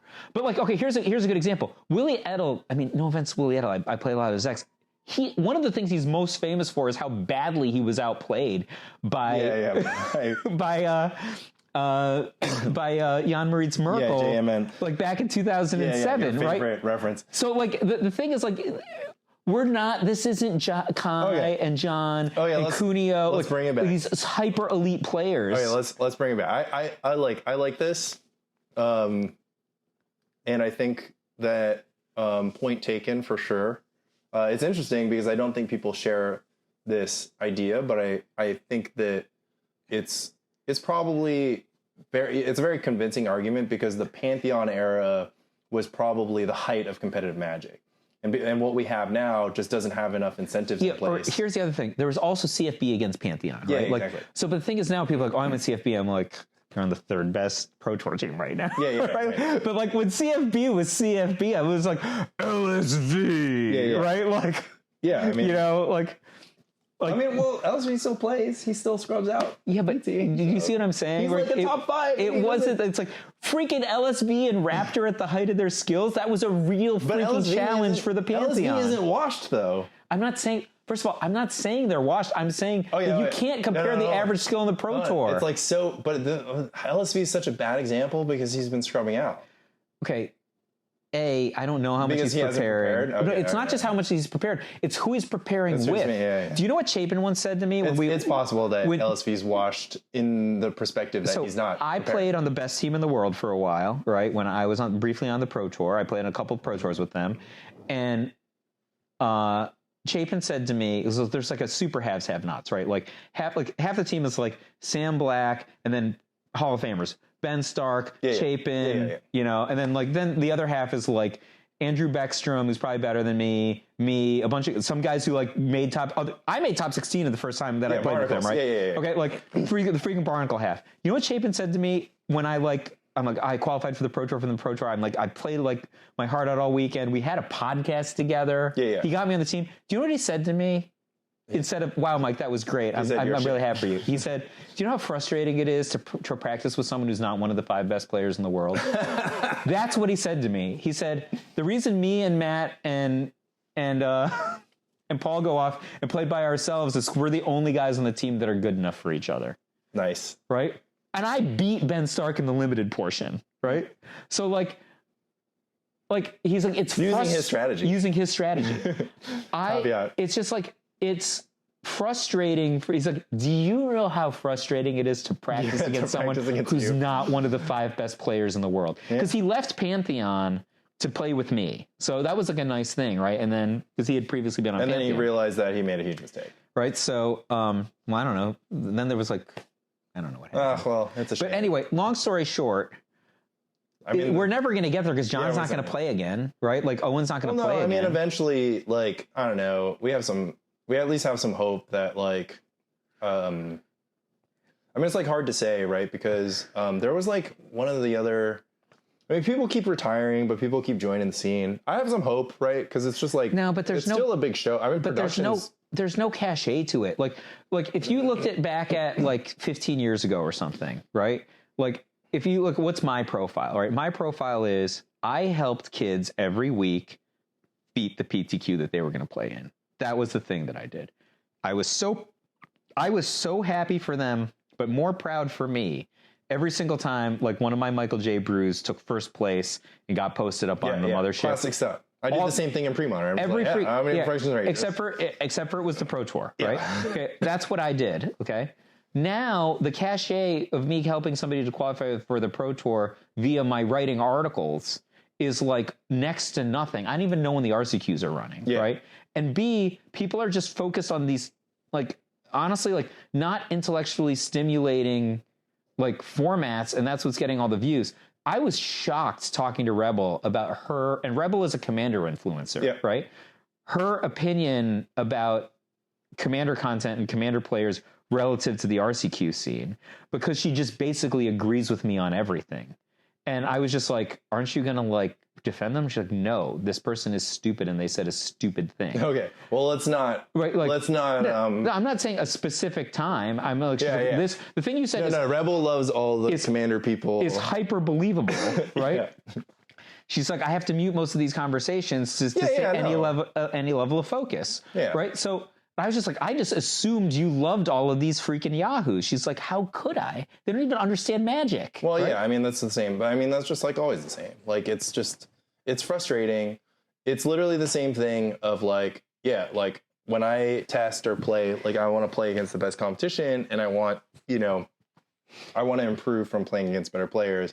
And I did get a little bit of experience, today where I was playing. I'm like, okay, I kind of feel like, my opponents aren't that strong and I'm not really learning anything. I'm just like losing to my top decks, but I did lose to, some leaks in my game. So I can't even stand up on that. Right. It's crazy. I don't know. It's like such a weird place, right? Because, like, what are we doing here, man? Are we like emulating a mini pre-modern Pantheon with the pre-modern Illuminati? With us? Are we like super like, but we also don't have any, like, obviously me, you, Tom, Fran, we're like, we're good players. We're amongst the best in pre-modern, right? But like, we don't have a leg to stand on. Like, none of this really matters. Like, okay, stop now. Okay. I came to a realization after I spent that weekend in that house with you and D. All that matters it's just like all that matters is the feelings that I had, right? Like, that's all that matters to me. No, but the thing that I'm torn about, because I realized that was all that mattered to me, is that part of me wants to still be like relevant and playing Magic. Watching. The problem is that like, nobody pays attention to, and that like, so I have to try to win these stupid RCQs or whatever, so that the buffoons still, worship the ground I walk on. None of them do anymore. Yeah, exactly. But it's hard to come down from a generation of that happening to playing the same character, except for I mean, it's tough. I think that I like a professional wrestler who was great in the 80s and is now just a fat old man who still has a mullet? That's a relevant analogy, but I would say that the more relevant analogy would be there used to just be more action and you could write a weekly article and you could like help people win PTQs, and now the action is just kind of like sad and online. So, but even like the era where you were just like reading 5.0s and challenge deck lists on your podcast, like that's just, who cares, So when I was like, one of my favorite eras, even working at Cool Stuff, I've been at Cool Stuff for a long time and I realize it's been a while now, right? Mm-hmm. So like, is that I really enjoyed it when like there was already Covert Go Blue, but he wasn't as big yet, right? But like, I really just was like, would write articles to prep about playing at F&M. Yeah. And I was like super into playing at F&M, and I got so much out of playing Standard at F&M every week. Yeah. I'm sad that culture doesn't exist. I would love to play Standard at F&M. Yeah, honestly, F&M was kind of cool. And, that was kind of sweet. I mean, that's what it's become, right? So like Sam's content is for people to win gems on Arena. Just like, but that's because there's no like competition. Yeah, but that's like the same for me. Like, I mean, I have like over the course of the last 2 years, like a big stretch is just like, all right, this is how I'm grinding gems on Arena, right? Like, exactly. But like, there's no stakes. Like it mattered to me so much. Money. The difference between like someone who's Eric Taylor used to say, there's only one line, right? Are you qualified or are you not qualified? Yeah. If you're not qualified, nobody cares. If you're qualified, you're in another class. Everyone should be chasing being qualified. Yeah. That is wrong, obviously, right? There were great content creators or writers or coaches, etc. Even then, who weren't always qualified, but they were all good enough to be qualified. Yeah. The thing that is bothersome to me now is there's all these people who are putting themselves up to be coaches who are not good enough to be qualified. Well, and that like the thing is that the people who are buying from them can't differentiate. They're too far behind to be able to differentiate which ones are good. Well, no, I mean, it's a little chaotic. Like, I would avoid this coaching topic because there's no gauge for coaching, because like, honestly, Magic coaching is about multiple things, and it should be about winning more matches and helping with deck selection. But I mean, it's like too. No, but you're saying like Sam is also a life coach, right? Like, well, I mean, he's he's kind of like a good friend, basically. Like, he has such a like illuminating attitude on a lot of things that he's just a good person to talk to. Do I think that like the nice thing about Sam's coaching was like I dictated what I was going to get out of it, and he was able to deliver. Like, he could tell what I was looking for, and he was able to deliver on that. But that's different than like help you win your RCQ or whatever, or help you with fundamentals. And these are all like different things, and people can have different ways of like coaching from it. Like, one of your tips is that a specific person who's advertising themselves as a coach, like, just like doesn't have the same belief on you, and you've tested this belief more than he has, and like, you know, absent any other context, you're just like, well, like, you know, why isn't there like, why do people respect this guy? And it's just kind of like, well, you can't like that doesn't reflect on them as a coach. Like, honestly, so pause for a second. We can apply the same rhetoric to you, right? We know what you've accomplished and what you're capable of. But I make people better. Well, did I make you better? Well, that's the thing. No, like, did I make you better? If I was going to make a testimonial, I would say that the results were good, but I wouldn't pay for the hourly. I mean, because we don't get enough done in an hour. Okay, so I get what you're saying, but we also spent a lot of hours together. Well, one of the things that, I mean, it's actually crazy to me because the way you made me better when you wrote Finding the 3 years, but we were deeply into our relationship at the point that but that had come, like, the way that had come was like, we weren't actually. We started hanging out, like, you kicked that, you know, the manuscript over to me on Twitter. Like, you just kind of like popped it over to me. But I had just won an RCQ also. Like a week earlier. We weren't in the thick of it then.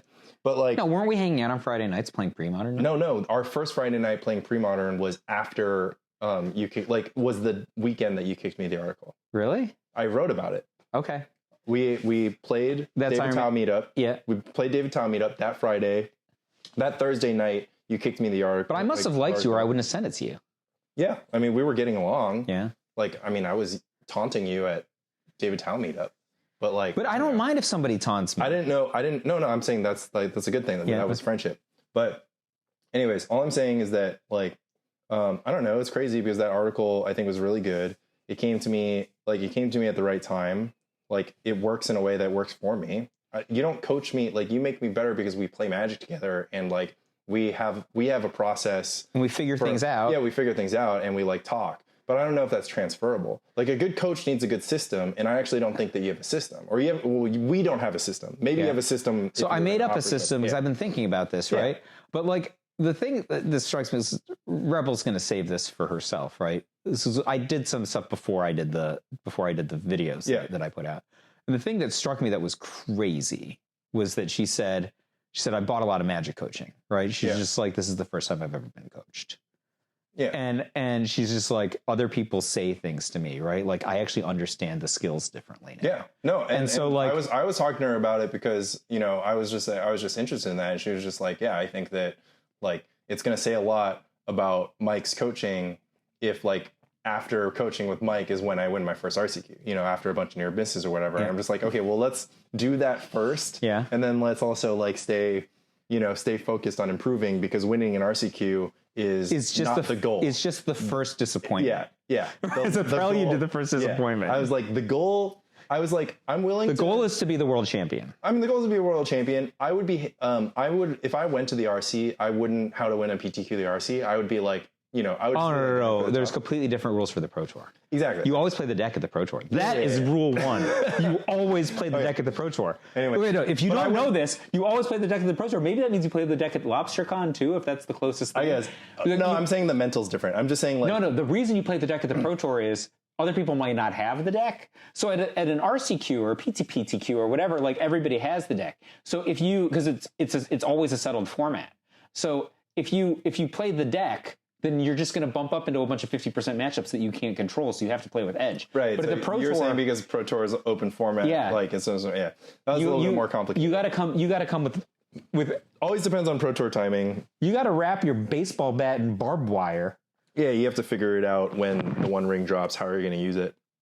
Okay, or Bowmasters, right? I thought Bowmasters was more broken than the One Ring when I saw it. Yeah, I mean it's insane. Like every single time I get hit by it, and it like picks off a draw, like I realize that it's not like the Narset rule where you can draw on your opponent's turn. It's just every single time outside your draw step. And I was like, that's bullshit. It's messed up, right? When the first time a Bowmaster, when Rebel tinged my core Firewalker, I was like, oh no. Yeah. And it grows the creature, so it does the damage and grows the creature, which is crazy. Anyways, we've gone too long. We gotta wrap up. Good talk. I mean, we're just adrift at sea, man. We're just like it's always No, there'll be a meetup this week. When we lose, we're always just like, man, losing sucks, man. Yeah, but I mean, why are we doing this? 2 weeks ago, I was like optimal at Bearded. A week before that, you were top 8 at Sacred Torch. That sucked though because I punted. I punted today. I gotta stop. I mean, look, whatever, man. There's mental lapses in the moment. Yeah. It happens. The thing that is bad about Magic right now, I think, is like the cards are so good that like you can have a small mental lapse and your opponent's card quality is so great that they just get you for it, right? In pre-modern, that doesn't happen all the time. Yeah. Well, still a lot to unpack there. Thanks to the listeners for bearing with us for another crazy one. Love Spy Colony. I like this one. I love Mike. Love Spy Colony.